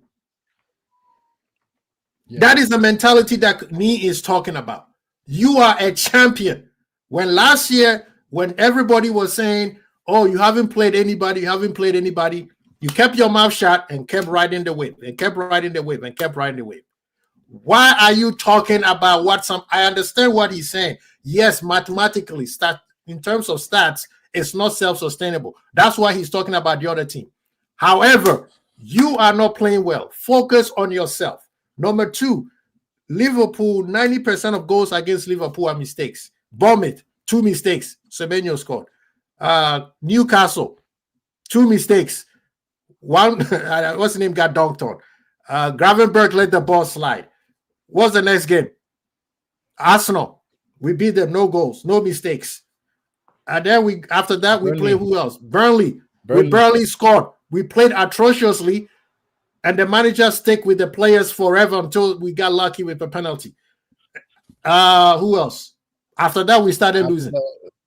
Yeah. And all the goals that you're saying are mistakes. So the manager knows these players falls asleep. Either you need to make personal changes or you need to change something. Yes. But he's not. Look, I agree. I agree with that. To me is that I've said it many times here, is that sometimes at the beginning of the season, it sometimes feels like we get bored of the game. And then after that, they score a goal, and then momentum should change. And then now we're we're almost like, oh, okay, now I guess we got to play now. So to me is that I don't know if this is an actual tactical issue, fully a tactical issue. That way we need to be like, yo, we need to strictly look at the manager, or do we need to be talking to this player and understand and tell and not telling them because we can't speak to them, but he needs to speak to them and say, yo, we are here giving free money for no effing reason. I agree. Because you were sleeping, here. You made a stupid mistake. Why did you make that mistake? And all of that. To me, is that I feel like I can't really say your tactics are not working fully, because again, I'm seeing so many mistakes by players. Yes. So many mistakes by players. But don't you think that if the players are making so many mistakes, eventually you need to change something, right? This is the thing. I worked when I was, after uni, I worked at the youth home, and the director says, if there's a problem in the home, after a while, I'm not looking at the kids anymore. I'm looking at the staff. What are you guys doing that the kids are not feeling safe, so they acting this way? The manager eventually needs to put his foot down. It's either you are on my page or go sit on the bench, and I will ride my luck until the end of the season. And if I get fired, then I stick with my principles. Last year he did. Remember what he did to what's his name? Kwanzaa. Yeah. And that's why I think Uncle Albert was saying this manager, it seems like he can't handle the egos anymore. Last year he was able to do it. He came in, not that he came in macho-ly, right? He got different type of ego. He didn't come in with the ego. But guess what he did? He was diplomatic enough to have players buy into his system. Right now, it seems like he's not. Let me bring people in so that it's not just you and myself talking. Irishman, Kismet, you guys been silent for a while. What do you guys have to say about this? JK, let you go ahead, man. If he's there. He disappeared. Go ahead, Irishman. No, I think it's a well-known fact that every new manager that comes into a dressing room makes a power move because they have to. Right. You just kind of have to. You know what I mean? You have to put your authority down. And I've seen a couple of different interviews, different managers, different people, and they always say the same thing. The ideal candidate is the most popular player in the dressing room. The guy that everybody loves, the guy that everybody thinks is hilarious. And hopefully, best case scenario, he's not the best player. He said normally they're not. And what a manager will do is they'll go after, not always, but they'll try and do something to go in and just stir it up. And they'll sell the most popular player in the dressing room. Because they don't want anybody there that's bigger than them. Right. It's a thing they do. Every manager comes in about, he's been criticized having an ego, having this and having all that. I don't give a fuck if he has an ego. I don't care if he ruffles a few feathers. I don't care if some people don't send him a Christmas card every year from now until they retire. That's not going to bother me. It's about getting a team together that wants to win league trophies. How many friends do you think Conte has made? That guy's won leagues everywhere he's gone. I know he's like combustible like a firecracker, but he's a winner. How many friends do you think he's made in the game? He's probably throwing out more players than it's part of the game. This whole Klopp thing, we need to forget about Jurgen Klopp. And we need to forget about what Jurgen Klopp used to do. We need to forget about how we used to play under Jurgen Klopp. Jurgen Klopp is gone. Half those players are gone. And like I said, we also need to stop making it out that he left behind some kind of treble winning machine. He left behind a team that had finished 3rd and 5th. And why I'm picking those 2 seasons is because that's the season from the McAllister, Gravenberch, Szoboszlai midfield rebuild. So that team had 2 years together under Klopp. It finished 5th and then it finished 3rd. That's the team he left behind. And he hadn't won a league since 2019. So we need to stop kind of, he just had to take over that Klopp team. Come on, it hadn't been winning matches, let alone league titles. So every manager comes in. For me, Arne Slot, we were talking about earlier on, people need to calm down and don't be losing their minds over Florian Wirtz. or over Isaac or over other players. Well, Slot should get the same time, as far as I'm concerned. I'm going to give this manager fully 1 year if you see progress. But I mean, if you turn around, and I don't think it's going to happen, but in January, late January, and we're in 6th or 7th or something ridiculous like that, okay, then you're going to have a conversation. But I don't see that being a realistic possibility. So we're all talking about new players. It's new players for the manager as well. So surely we can see we won 5 games in a row. Everything was cushy, you know. Everyone was giving him praise. Everyone was saying this and that. Every manager has a bad run. It's how you come back from it. Is the international break might work out the best for us, or maybe it didn't. This is a huge pressure game to come back to. So this is one where every single player out there, if you cannot get motivated by the fact that you play Manchester United, off the back of 3 in a row, lost. Everyone's talking shit about you. Everyone's saying you're done. You're this. If you can't get motivated by that, then you probably shouldn't be playing the game. Yeah. Because I was saying the other night, I finished like Isaac getting booed. I was like, I'm actually starting to like this now because Isaac needs some fire. So I'm looking forward to an incredibly pissed off Alexander Isak that's just like, you know what? I've been reading the papers. I've been hearing the boos. Give me a pair of boots. Let's get some games on. I'm going to go out there. I'm going to start scoring goals and shut these people up. That's what I'm looking for. I'm looking forward to an angry Isak. The same with Florian Wirtz. They're out there saying, you're not that good, mate. Go out and show him. Go out and show him. Irishman, in terms of context, which I'm okay with the boo, just to wake them up. But if you have a 125 million striker and he comes into the game and 30 minutes that he's running, all he's doing is doing cardio and touches the ball 4 times. It's not ideal. I'm not going to pretend. But that's not on Isak, though. That's my point. That's what I'm saying. Yeah, you can boo him. But the context is this guy Swedish fans are booing. The Swedish fans are booing. He's touched the ball 3 times or 4 times. Go ahead, Nee. I know you want to say something. Or Uncle Albert, you finally back from eating your fufu. No. I was just trying to attend to some matters. So what I've been listening to you guys. You see, this guy just needs to get it right. I don't know what else to say. It's all or nothing. I mean, if Manchester United beat us, even if we get a draw at Anfield, it's not a good look on him because he came in, offered so much promise by winning the title the first year. We've all given him hero status. He shouldn't, leaning upon your own misunderstanding is not that bright. The guy has to be able to put his foot down and say, my job is dependent on this team doing well. We've seen Ranieri. What happened with Ranieri? Won the league 1 year. It was unexpected. Next season he came back. He had been figured out. Lost some of his players, and it wasn't a good look. He was sacked. Exactly. So this job is about what have you done for me lately? Except Liverpool and a few other teams. Maybe but this job isn't that though.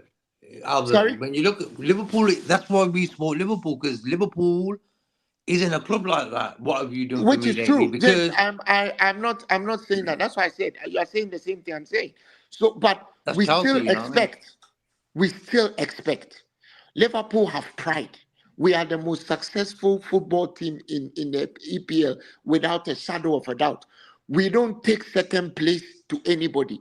You can't allow our biggest opponents to come there 3 seasons in a row. We haven't won there. We are not taking it. End of story. Then we might as well just go and play at Old Trafford because we've been winning there. Yeah, I mean, that's the point. The fact is, I mean, Uncle is not lying. We haven't beaten much. Our best. We didn't beat him twice. We peppered them 35 shots.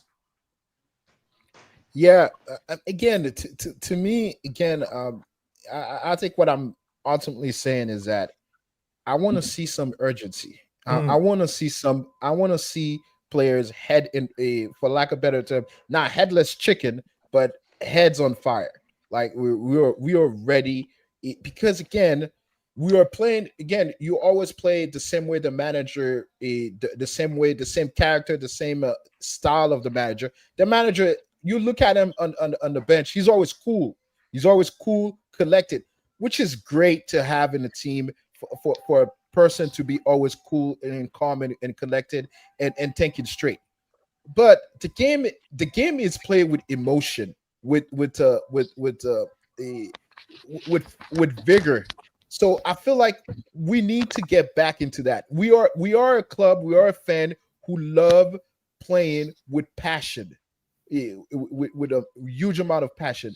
And I think I need to see that again. I think a lot of our games are, again, boring. I know we're winning, but they are boring. They lack intention and intensity to win. Because again, we are playing in the manager thinking and philosophy, but that's not necessarily all we are. The manager needs to come also and embrace who we are also, and then, which is, we are a passionate fan base, and we love playing football. We love playing football and fast-paced football. In every single step of our history, you could find element of those teams there, and I think that he needs to go back there. He needs to go back to doing that. He needs to incorporate that into us, because if he does it, he might start seeing some of the same result, because we're allowing teams to have the ball for way too long, and do something and try to create something. We need to get back. Oh, we are having the ball way too long and do nothing. Yeah, there you go. Now, so that's the thing. What I'm Teams saying. have figured it out. That's the part where I don't know why people want to tell the truth. Teams have figured it out. Yeah. Give Liverpool the ball. They're not going to break you down. There we go. Irishman, Yeah, when people say that, and need just a second. That's Okay. the reason why I was reiterating. You guys, let's take our minds back to the day they beat us in the FA Cup quarterfinal. We played the whole game. They scored 4 goals against us on the break. 4. You know, that day, even what's his face scored? Anthony scored. When Anthony scores against you, that's a problem. Right? Anthony scored against us that day. So the issue is this. Teams have figured out, they sit down. These days, everybody sits down. So it's a battle of who watches the best videos, right? Some people watch Colombiana, others watch Ballerina, still the same old thing. 2 women who are just super stars fighting and killing everybody. Okay, listen, we need to absolutely make sure that we don't lose that match. No Ahmad last-minute shockers. No Mbuemo ghosting past somebody to score when somebody should have covered him. No Dalo ghosting pass into areas where somebody should have been defending. Tomorrow, our Egyptian owner of Manchester United needs to turn up. He needs to turn up. Mo Salah, you don't have an option. Turn up, do your thing. You've scored 17 goals in 19 matches against Manchester United. That is almost two goals every match. Don't even play. Sorry, a goal a game. Sorry, don't do that. You need to show up more. Show up. Go ahead, Nee. Egyptian king, Pharaoh, you got to show up. That's it. What were you going to say, Nee? He's on mute. Yeah, I don't know why he muted himself. But, I mean... Oh, no, let someone go. I'll come in soon. Okay, Kismet, take it. What were you going to ask me, though? You were going to ask me something. You said no, I was just going to say... no, Nee was. Nee was Nee. ask me. Oh, okay. He said he's doing something, so somebody else. His work. Yeah. JK, are you available? Yeah. See me, I think I'm the only one who's pretty chilled about it, because I just think anytime you get a new car and you got a brand new 5 fast cars, it's gonna take a few weeks to learn how to drive that car. You know what I mean? You can't go in a Lamborghini or a Porsche and just go fast as anything. It's gonna take time to get used to the speed, everything, and that's what with football as well. I can't believe the noise about Slot, Wirtz, Isaac. It's a mad noise. You know, we're meant to be Liverpool fans here. That's the sort of thing United and Chelsea and Arsenal and Tottenham fans do. It's the first time Slot sort of hit a rock, and it's about time. Like we just sort of said, you know what, it's going to take time. Support the But guys. JK, this is the part where some people. JK, it's like that last year. That last time we had a manager who never had a bad patch. Remember that time? It's never happened. Never had a manager that didn't have a bad patch. Yeah, but the fans have turned into United and Arsenal fans, like moaning all the time. Crazy, Which, yeah, that's true. I agree with you on that part. Are a club that support. It's a real club, you know what I mean? That's why we support Liverpool. There's a reason why we all support Liverpool. But for me, the main reason why I support Liverpool is we do it properly, and we got that love and patience of our players and manager. You know what I mean? Scott's not my cup of tea. I tell you the truth. But after spending that much money and stuff, it isn't going to do him any good that all of us fans are jumping on his back. That's all I'm saying. No, if it carries on until next, like in the new year, and it carries on that same sort of thing, yeah, we can have a conversation. The season's about 8 games old. Hence why I think we own that patience. You know what I mean? He won the league in his first season, man. JK, can I play the devil's advocate real quick? Yes, those fan base who are always upset, you can never. They were created by Don Robbie in the form of AFTV, even though they are not Arsenal fans, right? But the thing that some fans are getting upset is he's doing something that we didn't see last year. He's making too much excuses and putting blame on situation that is part of the game. Jurgen Klopp used to do that too. When he would play a low block, he'd be like, these people are not playing football. Brother, is it legal? If it's legal, it's part of the football. Klopp did everything. Klopp playing the grass in one game. Klopp Klopp everything. That is what some fans don't want to hear. If we have a problem, just tell the truth. Hey, my boys are not playing well. We are working hard. I promise you that. They watered the pitch too much. They'll do it. They'll get there eventually. Klopp's a precautious type of guy, you know. I think his precautiousness is going to be his brick in his journey, you know. You don't need to be that cautious. We're Liverpool Football Club. We're an attacking football club. And the best form of attack is of defense is attack. And when you're playing too much balls at the back, Kanate, Van Dijk, Kanate, for the majority of the game, we're going to get jumped on. And that's what's happened. Where's you know why? I think Carl just said a few moments ago, the urgency of the team. Why do you reckon Chelsea beat us? Because Caicedo was so urgent to beat us, he did it. And it's simple as that. There's no urgency. Szoboszlai is the only guy who was showing that urgency. But that guy is trying to cover every blade of grass of the whole pitch. He can't do it all on his own. So this game is a proper opportunity for certain members of the team to say, you know what, Szoboszlai, you take a bit of a rest today, we'll do it. You know what I mean? So, and if Curtis is playing, look, Curtis Jones, you know, he's another guy. He's not everyone's cup of tea. But it's about time he put on a performance where he's won the game on his own. You know what I mean, bro? How many games has that lad had? He's never won a game on his own for us. And Sunday, he did last year against Chelsea. Chelsea. Can somebody answer this question for allow me to interject. I need to go, Mendem. It's been very much a pleasure. I always enjoy talking to you guys. I know you are Manchester United fan. We know that. We think you're gonna let you leave. Allow me for a second. I don't believe that we need to be talking about replacing the manager and sacking him until the end of the season, and based on the result that we get at the end of the calendar year, because he deserved that time to try to fix the situation and get better.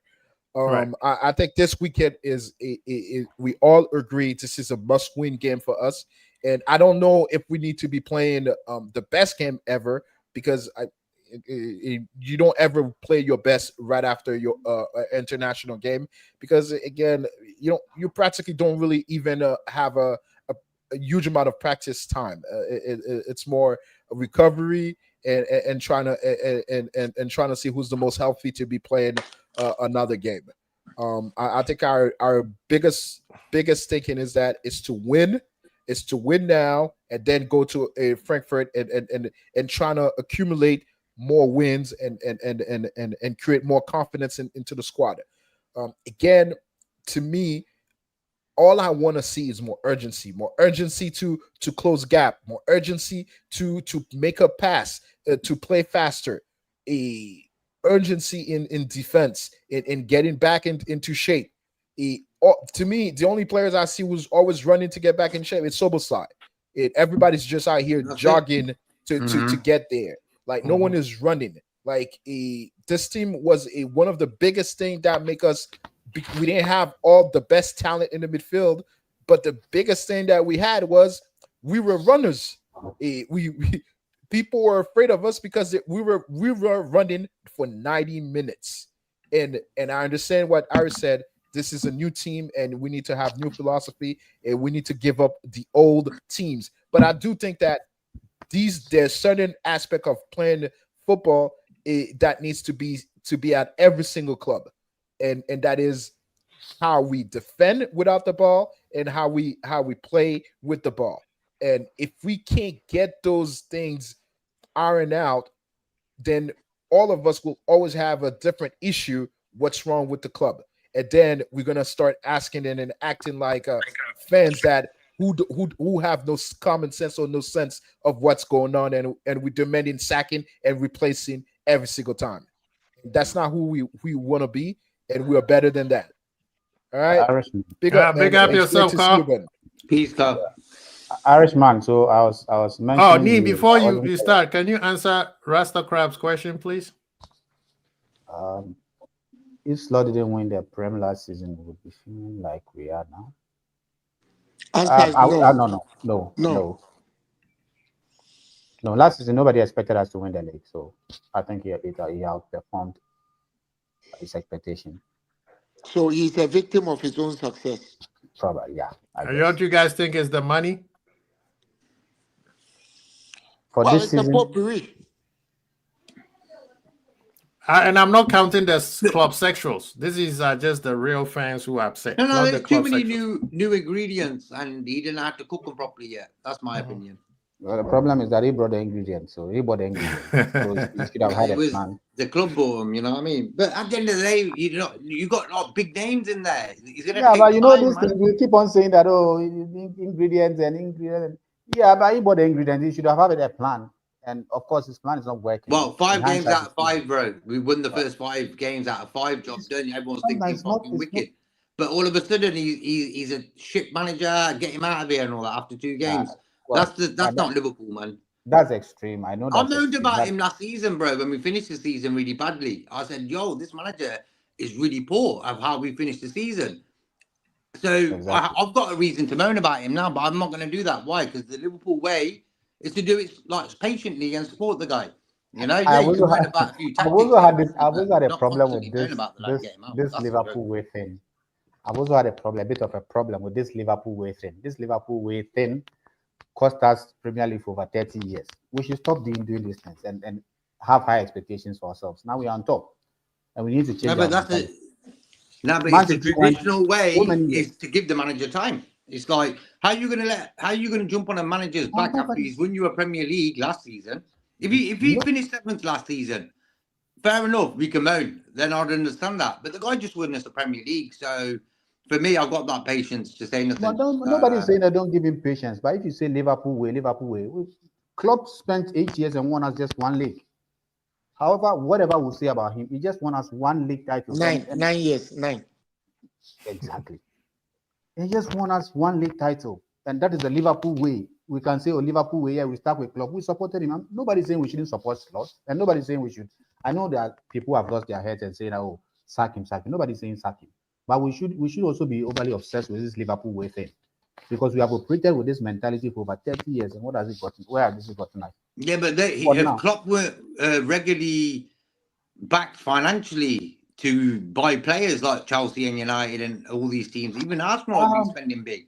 Liverpool in that way, the managers now not have always been. This is the first time he's been a proper backup, this like that, and then the Szoboszlai, McAllister, Gravenberch deals.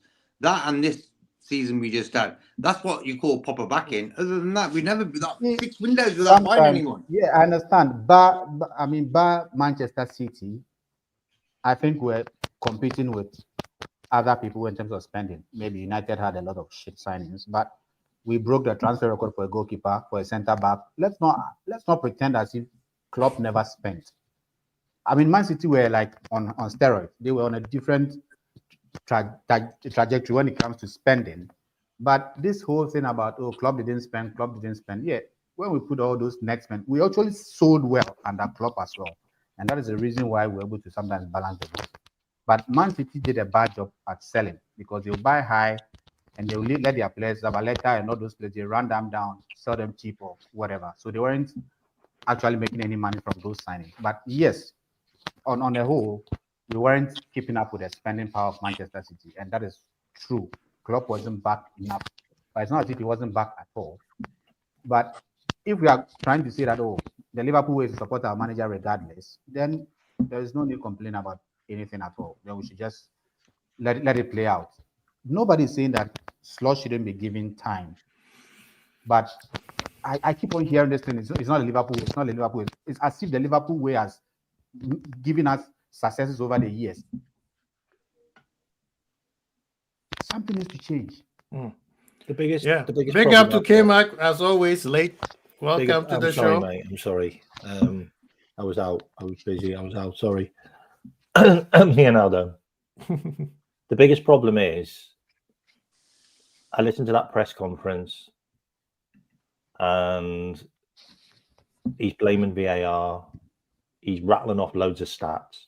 Like, that's a worrying sign straight away, by the way, when your manager's rattling off loads of stats, because basically all he's doing is looking at the numbers and he's not actually looking at the pitch.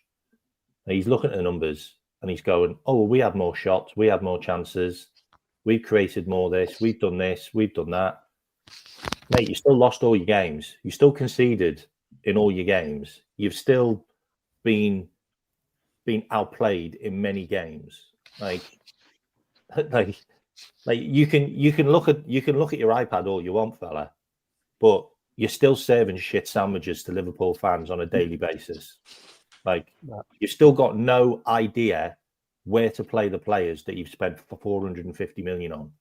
Like, you've still got all of your signings looking like they have no idea what they're supposed to do in games, apart from one of them in Hugo Ekitike, who for me is just a maverick, and he's just getting on with it. Doesn't care what anyone else says. He just wants to score goals. He wants to play. You know, at the end of the day, his position's up for grabs. So he's got Isaac sat on the bench staring at him. But this nonsense about it's players, it's just bollocks. It's just total bollocks. I'm sorry. You've just watched them all go away on international duty and tear it up for their countries. Like, captain performances by so many players, and then they're going to come back to Liverpool and we're going to be served more dross against Manchester United. And like I just predicted, you're going to have Ekitike and Wirtz on the pitch. We're going to probably take the lead, and then he's going to take them off, and then we're probably going to draw. Because that's what's going to happen. Because he's just not learned. He is so stubborn in the way he does things that we are just going to continue on this path for God knows how long. And he's just going to expect a miracle to happen and for the team to suddenly go, now we're PSG. Because he is obsessed with PSG. Obsessed. If you look at Liverpool, the way we set up like PSG do. And we don't have PSG players. We haven't signed any stylistic players that play in a PSG system. Like, we haven't got fullbacks that can invert. They've never done it in their lives. It's completely alien to them. We've now got our best midfielder in Gravenberch, who has now been told, and he said it in an interview, he can get forward as much as he wants. Are you out of your mind? Like, he is the only guy that's going to do any defending in your midfield. And you're saying to him, get forward, lad. Go on. Get involved in the attack and play. Why didn't you get yourself some goals in GA from your defensive midfielder? You've got your right-sided attacker who's been told never to do any defending. Doesn't need to do any tracking back. We already know that because Mo Salah told us himself. And now you've got a system where everybody wants to play in the number 10 position. Everybody wants to play there. You've got 4 players who all want to stand in the same zone that Florian Wirtz plays his best football in. It is a fucking mad woman shite. It annoys me so much. And you know what's going to happen? We are going to play the same as we did. McAllister's going to get picked. Gravenberch is going to get picked. And Dominic Szoboszlai is going to get picked. Mo Salah's probably going to have the best game because he's got Dominic Szoboszlai. The only thing that's going to save us for Arne Slot this season is Mo Salah. That's the only thing that's going to save Liverpool this season, is if Mo Salah suddenly turns into this absolute Ballon d'Or monster again and scores all his chances and creates all the goals. That's what's going to happen. That's the only thing I can see that's going to get Liverpool anything this season, is another Mo Salah monster. Because Mo Salah's just going to go, you know what, fuck it. Fuck it. None of you lot are doing it. I'm just going to have to do it on my own. And he did it last season. And it's probably going to be the same again if we get anything. But if we don't, I really, really don't know where Liverpool are going to end up. Maybe fourth, maybe fifth. Honestly, you can't concede. You can't concede 9 goals. You can't concede 9 goals already this season. And you can't keep on relying on Virgil van Dijk and Alisson, but it's not Alisson now, it's Mamardashvili, literally pulling Houdinis out the hat and having worldy performances at the back. You can't do it. You can't do it. You've got the worst defence in the top 6, ain't you? Yeah. It's terrible. Defensively, joke. You know why? Keeping the ball too bloody long. You know why? Because Slot is a control freak and he thinks keeping the ball at the back and passing it between ourselves is controlling the game. But it's not. You're giving the other oppositions a chance to get the ball off you at the back. Jake, don't keep the ball too long at the back. Yeah, sometimes, but they can't. This is the thing, though, and this is why I agree with Rasta, and I agree with most of what K-Mac was saying. The manager has to prove to K-Mac, not that he has to, but he has to prove to K-Mac. Just me. I know. No, I know what Rasta put there, but I'm saying K-Mac. He has to prove to the fans who are thinking like K-Mac that, brother, you need to change. That's all we all asking. Not that he's not good enough or he can't change. We've seen him change and he does well. But something he's doing is not working and he needs to change. Just like Rasta is saying, he has the players to make the change, but he is not. And that is what is frustrating to a lot of the fan base right now. You have the players, you have the quality. And if you keep doing the same thing, that tells us that you don't know how to change. You are only a one-trick pony, basically. Not that I'm saying he needs to leave. I'm saying, brother, we've seen you make changes and he wants you the league. Even if it's small, tactical changes. Because let that one thing about Arne Slot as well. Sorry, guys. I'm going to shoot off in a minute as well. Sorry. He never got the best out of his number 9s last season. Okay, I just want to make that clear. Nobody did. Didn't get the best out of his number 9s. Klopp did not get the best out of Nunes. What makes you think? Genuinely, what makes you think that he's going to get the best out of his number 9s this season? Because he didn't do it last season. And I get that, like, Darwin Núñez is this and Darwin Núñez is that, yeah. Okay. Like, Luis Diaz scored a lot of goals last season. Scored them on the left-hand side, I'm sorry. Didn't score many goals in the number 9 position. And he also didn't really play there. He kind of just did it. Yeah, but he wasn't there to score goals. No, he wasn't. Last year's goal was for Salah to bang in all the goals. Diaz was just to change the system. So this is what I want to say, yeah. Mm-hmm. Yeah, that's true. He's literally just gone away and gone, you know what? The problem is my number 9s. Like, I just didn't have good enough number 9s. Yeah, maybe they weren't good enough. He didn't get the best out. It doesn't look like that was the reason. It looks like your tactics didn't get the best out of your number 9s. But Jota was almost not fit, almost always not fit. And then Núñez. So I wouldn't blame that. Anyway. Yeah, but I can understand he don't really like playing with a 9. It's weird, if you understand what I mean. Like last season, he just don't like playing with an out-and-out 9. And it's a bit weird. Like Núñez some chances and the guy was just shit. Let's call it as it is. Albert, what do you want to say? I don't think we should sit here and say this guy only has one way of clarify playing. Something. Any manager can change the way they last season. I hope so. Basically, last season, Núñez was playing for Salah. That's what was going on. Diaz was playing for Salah. This season, our manager has 2 undroppables in his front 4, Gakpo and Salah. That means that by Haaland, the best performing center forward in the league right now, Ekitike, cannot find a place in the team. He has to find a place for VYBEZ, has to find a place for Isaac, the star number 9, which we paid a world record fee for. But my thing is, you can't buy a player like Ekitike for 70 million pounds and say he's going to come in as a substitute. So what do we buy him for? The I've asked that question. Albert, I did a show last night. And I basically said, you know what? If you haven't got a clue how to get a tune out of this Liverpool team, play all fucking 3 of them that you bought 300 million's worth. Play the lot.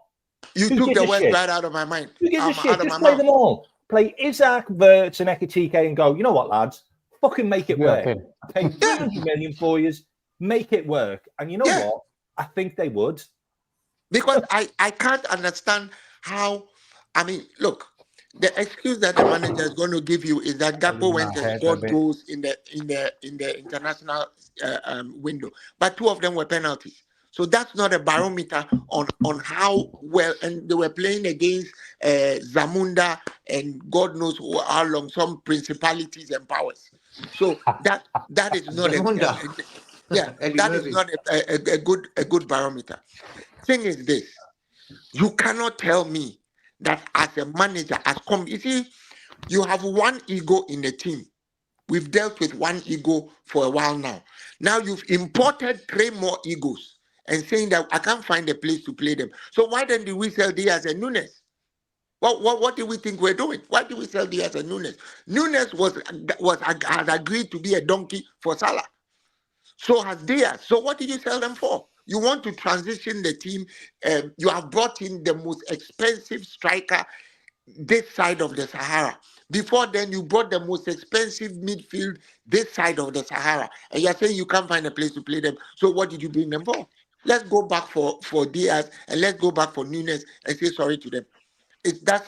You must find a way, because you must have discussed how to find a way before you spend £500 million on those players. My God. I've not even spoken about Chiesa yet. Chiesa, who has never been fit for 1.5 years. Right? We haven't been watching this game for so long, so we don't know that the manager is telling 2 tales. How are you telling me that 40 minutes for Liverpool? He's still doing preseason after 1.5 years? Are you serious? The guy's played about 40 minutes on the pitch for Liverpool, this season. Can we just admit that he's a substitute, when we need him? Yes, I agree. And it might be never. I agree. K-Mac, I agree. I'm saying the same bring thing. Him on as a but substitute. Instead of constantly telling us that the guy is injured and he's unavailable and I selected Riongomoha over him, just tell us what it is. Just be straight with us. That's all. Because every time he has come on, he would seemingly have seemed to be doing the business. I'm saying that football is about a team. You have a squad. If a manager has undroppables in the team, that in and of itself is a problem. But it gets worse when you've gone and imported more egos when you can't handle an ego. I mean, I don't get it. I'm not making a value judgment on him. I just want him to do something that works. We all love our team to pieces. In fact, the very fact that we are sitting here at this time of the morning tells everybody how much we love our team. Not everybody does what we do. Look, Slot must find a way on Sunday, end of story. I'm not even trying to even guess anything. You know this way. You should find a way. Yeah. I mean, the thing is, for me, what he's frustrating me with is his excuses. He wasn't like this last year. When things was going bad, he didn't make excuses. He told it how it was. I need to drop off. I have some repairmen at my door. Uncle, we talk later, okay? Okay. Thank you. Yeah, so I'm not going to... You need to say things sometimes, Quasi. I think... Pity those repairmen. Albert is standing over you going, you're doing that wrong. You've done that wrong. You've done this wrong. You shouldn't be doing that. Yeah, big up to Mandem in the building. Please hit the like button, And of course, we have added another channel to the chat, which is K-Mac's channel. Please go to his channel and support him. Big up to all of you guys. We are almost done. So if everybody needs anything to say, please go ahead. The thing is, I'm going to say this. He needs to change. He needs to figure out a system and then build, play the players at their strength of the system.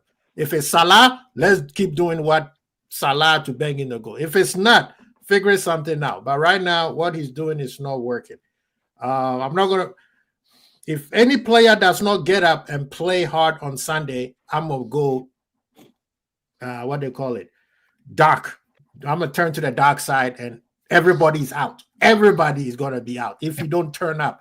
On Sunday, you don't even have to show me beautiful skills. Just turn up. That's what I want. This is Anfield versus Manchester United.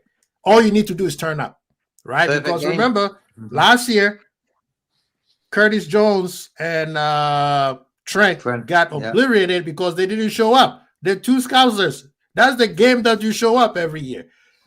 But the manager needs to change. This one, and his excuses needs to stop. If something is wrong, just say, yes, we are trying to fix it in the training ground. Don't come up here and give me stats about what the number one team is doing, even if it makes sense. I don't want to hear it. Don't tell me about what the other person is doing. Whatever they're doing is not illegal. It's part of the game. Quasi, for me, it's as simple as this now. Look, if he's not going to change, okay, if the manager's not going to change a thing because he thinks it works, then you know what? Fuck it. Just play all of your players. Play every single player you signed. Play them all. And then just play them into form. Because that's the only way it's going to work. Mm-hmm. At the end of the day, we got this manager. He's got this contract. He's in renewal. He's in talks for a renewal. He won the league in his first season. He's supposed to be the best thing since sliced bread. The way he does things, we've all talked about this. Like he's this genius. He's not, but that's what we all say. He won the league in his first season. Amazing. You've been given £450 million worth of players, more than any other manager at Liverpool's been given before. Yeah, the future is that team. The future's not Robbo. The future's not Salah. The future's not Cody. The future's not the rest of the future's probably not Canate right now. Like, play the entire team that you signed. Play them all. Play them all. I don't care. Like, play your Isaac up front. Play your Verts behind him. Play your Ekatike on the left. Play Mo Salah on the right. I don't care. Play the whole lot that you bought. But don't be playing everything from last season again and serving up this shit sandwich. Do not be doing it. Just play them all. Like, if you paid that money for them, back them. Play Frimpong, play Kirkez, play them all. And let's just see what happens. Right now, you're in two minds. Like, you're here or there. Like, you're playing Robbo sometimes, you're playing McAllister sometimes, you're playing Szoboszlai in the 10, and then you go, no, I'm going to play him on the right wing. Sorry, as a right back. And then you Salah in, Salah out. Cody Gakpo. We had 3 centre backs in one game. Remember, everyone played it.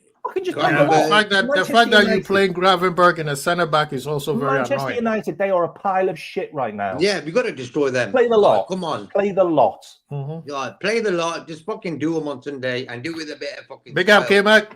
That's what we want. Yeah, Nee, what do you got to say before we get out of here, man?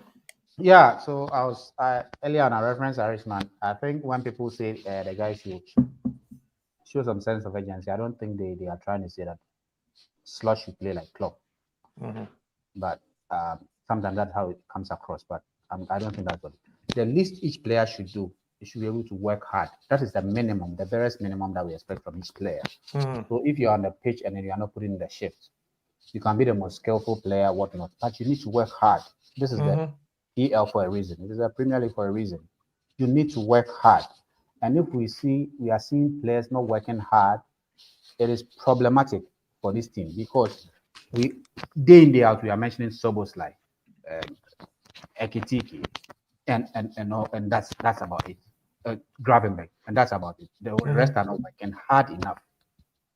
So when we get the ball and we are lethargic and playing passes, sometimes I ask myself, does Slot know that part of also controlling the game is to let your opponent have the ball in a better shape? Because it looks as if Crystal Palace were controlling the game without the ball, and we have the ball and we are not controlling. And that's what I was trying to tell Carl. Every team that we played since after Arsenal have played the same way. Let Liverpool get the ball and just wait them at the midfield. They're going to make a mistake. And then 2 passes, we are in front of their goal. Just take your chances. And the reason why you also want to have most of the ball is because you want to believe that when you lose the ball, at least because you are controlling the game, you have enough men to actually click back in shape and to be able to stifle the opposition. But unfortunately, we are having the ball, and the moment we lose the ball, we are so out of shape that 1-2 passes and then we are done. Something has to be fixed, and we can't look anywhere than to the manager. I'm literally pleading with him. We cannot lose to United. If we play our game, we should be able to win against United. And I don't think we are saying he should play like Klopp, but there should be some sense of urgency. Sometimes you need to vary your play. Sometimes go direct. Sometimes like make your team unpredictable. I think that's the word. We should make our team unpredictable. Just like but we lost the ability to go direct when we lost Trent. We have no one to go direct from the back now without Trent. We have nobody that can consistently play that ball. Irishman, I know Trent is unbelievable at that. But are we trying to say that with this team, nobody can actually play a direct pass, 60-yard pass? Consistently, I know Trent was unbelievable at it. But yeah, consistently. No. I'm answering your question. I'm saying no, they can't. Ibu and you can give a boy time in training, give a boy space, blah blah blah. I mean, in game moments with half a second on a ball, boom, to be able to do it like that. No, we straight up don't. We don't have someone that can go along from the back like that. Not the Hail Marys, but the proper quarterback passes. I mean, Ibu with some time and space in front of him, definitely VBD time and space, knows what he wants to do, can ping one, but under pressure, receiving, bang, it needs to go now because the move is on that guy. That ball needs to be played right now, or else that move is going to break down. Don't have Trent and they are playing direct against us. That is a problem, and that is what I'm trying to say. Other teams don't have Trent, nowhere near Trent quality, and they are able to play decent direct balls against us. When Kekes had the very first game that we said he was having a bad game, Beaumont literally just get the ball. Okay, Semenyo. I can't hear what Nia is saying. He's just breaking up too much. Oh, Nia, your phone is breaking up. But while he's fixing his thing, honesty, you are here talking about we are 1 point behind Arsenal. Remember, we're 5 points ahead of them. So you lost 6 points. So when you start thinking that, oh, it's just 1 point, remember, you were 5 points ahead of. You actually lost 6 points. That's not how a champion think. So I just want you to do that. Don't talk about what the opponent is doing. Focus on what you're doing. That's why a lot of people are frustrated with Slot right now, where he's making a whole bunch of excuses, talking about VAR and stats and all that. Last year, he didn't do that. Last year, he focused on the team. Yeah. And we focus on ourselves. Everybody else was the one focusing on us, talking about we didn't play anybody. We didn't play anybody. Right now, we're talking about, well, Arsenal hasn't won the league, and so what? They haven't won. I don't care who or who else hasn't won. We need to focus on ourselves. Don't tell me we are 1 point behind. All right? We were 5 points ahead, and we became 1 point behind within the course of 2 games. So if that's not a worry for you, brother, don't wait till it's 10 points behind. Then all of a sudden, brother, we need to fix up. That's one thing that I think the whole fan base, whether you support Slot or not, are saying. Mr. Slot, fix up. Whatever it is, change something. Because it's not working. And we can't sit here. Can I ask you a question? Can I ask you a question, Quasi? Yeah. Because this is something I've asked. I know we haven't been speaking in a while. I said, I don't know if you want, or does it matter if we're not going to sack him, okay? But no, we're not. If some of these people got their way that this guy was gone, would you want Liverpool, or do you think Liverpool should be seen, or has ever been seen as, okay, this is how it works at Liverpool? You can come to Liverpool Football Club, take over somebody else's team, obviously a good team, very good team, not many, no money spent on it, and win a bloody Premier League title, which is incredibly difficult. Then you can win the first 5 games in a row of the next season, and then you lose 3 games and you're sacked. Yeah, that's why I say we are not looking for. What does that say to anybody else that you were trying to hire? Does that say is that like a manager is going to go like that guy? They're going to go, okay, Slot won a league there. He won 5 games in a row and he had a small dip and they sacked him. Is that the kind of club you'd want to go to? Yeah, that's why I'm saying. That's why the fan base who are talking about sack him, they are off base. If he's going to get sacked in both the comments because it doesn't work out well, but it'll be next summer. But it'll be next summer. The thing that we need to, one thing that I need to preference, and back to what I was saying, and to tell again, my brother, honesty. Focus on Liverpool. Stop worrying about what Arsenal is doing. If they lose, what happens if they don't lose and we lose? Then what? Then you're going to do the same math next time. Well, if they lose the next 2 and we win the next 2, then we'll go ahead. Focus on yourself. Stop worrying about what Arsenal does. What have Arsenal done in the last 8 years? What have Arsenal done? I don't know why other fans are always worried about what other people are doing.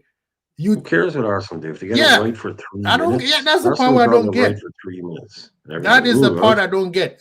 And to get back to your question, Irishman, that's why a lot of the fan base are losing their mind, because they are focusing on somebody else instead of focusing on themselves. They're hoping. That's exactly what Arsenal fans used to do. You know what? We're going to win the league. Why? Because Liverpool's going to get a whole bunch of injuries. Don't let your food go cold looking at someone else's. Exactly. Thank you, JK. Simple. That's exactly what Arsenal fans used to do. Oh, well, they're going to get injuries. Imagine if Virgil van Dijk gets injured, their season is done. If Salah gets injured, their season is done. That's what Arsenal fans used to tell us. Now, Liverpool fans are doing the same thing. Oh, if they lose to this team, Liverpool will take over. You had 5 points ahead of them. You cannot tell me, oh, well, this happened. Focus on yourself. And that's what we're talking about. We shouldn't be out here overreacting if you don't have a solution. Don't talk about. Other point that I want to make. There's an awful lot of people saying his tactics are wrong. He needs to change his tactics. There's an awful lot of people saying his setup was wrong. He needs to change the way he plays. Now, I'm not having to go with anybody in particular, but there's an awful lot of people who can tell you what the problem is, but they have no solution to offer. So I'm happy to listen to someone say what he's doing tactically is wrong. You know, and what. If they're going to follow up with what I think he should do is this, and this is how I think we should play. Now, I'm not saying everybody has to have an expert opinion, but at least just don't be constantly there just tapping away on your keyboard saying the tactics are wrong, the tactics need to change, the tactics are wrong. Okay, well, what would you do? If you're that sure, if you know how much it's wrong, at least offer a solution. You know, anybody can sit there and point at something and tell you what the problem is. Correct. But at least try and offer a solution. And that's why K-Mac came pretty close, where he said, fuck it, just play all the players. You know the funny thing is, Irishman? At least it was an That's the first time, that's actually the most recent time that I could remember where he came in, not happy with the manager, criticized the manager, and then came up with a solution at the same time, which I respect. That's why I didn't challenge him that much today, right? Everybody can be upset. It's okay. But then, like now, we need solutions. JK, I've given plenty for this international break. I've given plenty. And at some point, I found myself in trouble with big up my man, 12 man. Oh yeah, 12 man. Big up to Edmonds in the building. He says solution, sack and his slot easy. I got plenty of. Yes, brother. We are trying to quench the fire that he's out here just throw gasoline. I think I'm close to K-Max now. I mean, we've said this again. You bought Kerkers because he was flying. Yeah. You bought Frimpong because he was flying on the wings. Why are you improvising or like trying to modify their game or change their game? Let them fly and cover whatever space that they leave.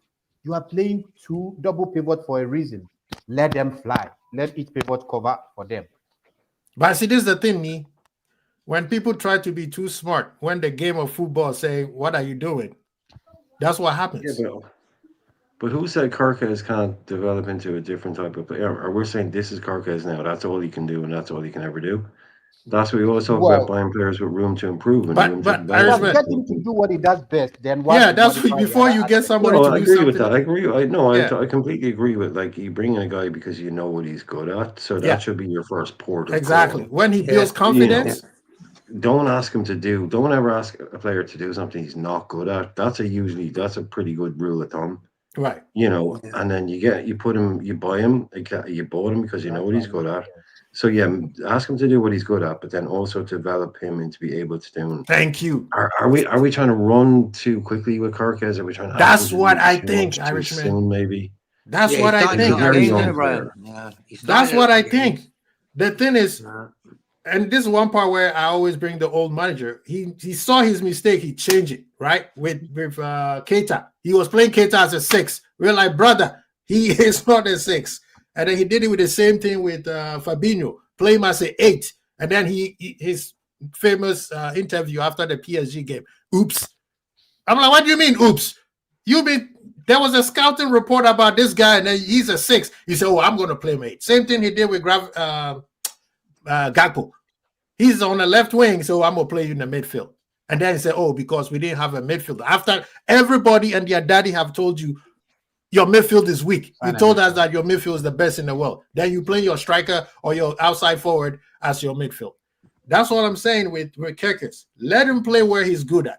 And then gradually, you'll be like, you know what?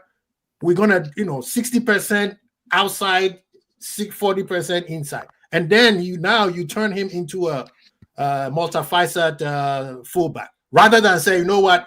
I know what you were great at bombing, but guess what? Screw all that. You're going to be doing this instead. Of course, he's going to be confused. Yeah. He's going to be confused. Salah doesn't want to cross the ball. Let him tuck in. Exactly. If Salah doesn't want to cross it, let him tuck in. It's as simple as that. Play them at their strength. Where they are comfortable, play them there. But if you're trying to force Chiesa to play the way Salah plays, it's not going to work. I'm sorry. It's as simple as that. But big up to all of you guys taking the time. Come see your boy. People, you guys don't understand how important it means a lot to me for you guys showing up. Big up to Ends, man. Honesty in the building. Rasta Crab, Irishman, Nee, K-Mac, Carl, Uncle Albert, and of course, JK is in the house. Yeah, man. Okay, I'm going to say I lost my dad on Sunday. So you guys being here today has been uplifting for myself. So thank you. I appreciate you guys. That's why I say community first, man. No problem. Thank you. So big up to all of you guys. Please get the likes up. We're trying to get to 600 and get the subs also up. So big up to all of you guys. Quincy Bold. We out. Peace.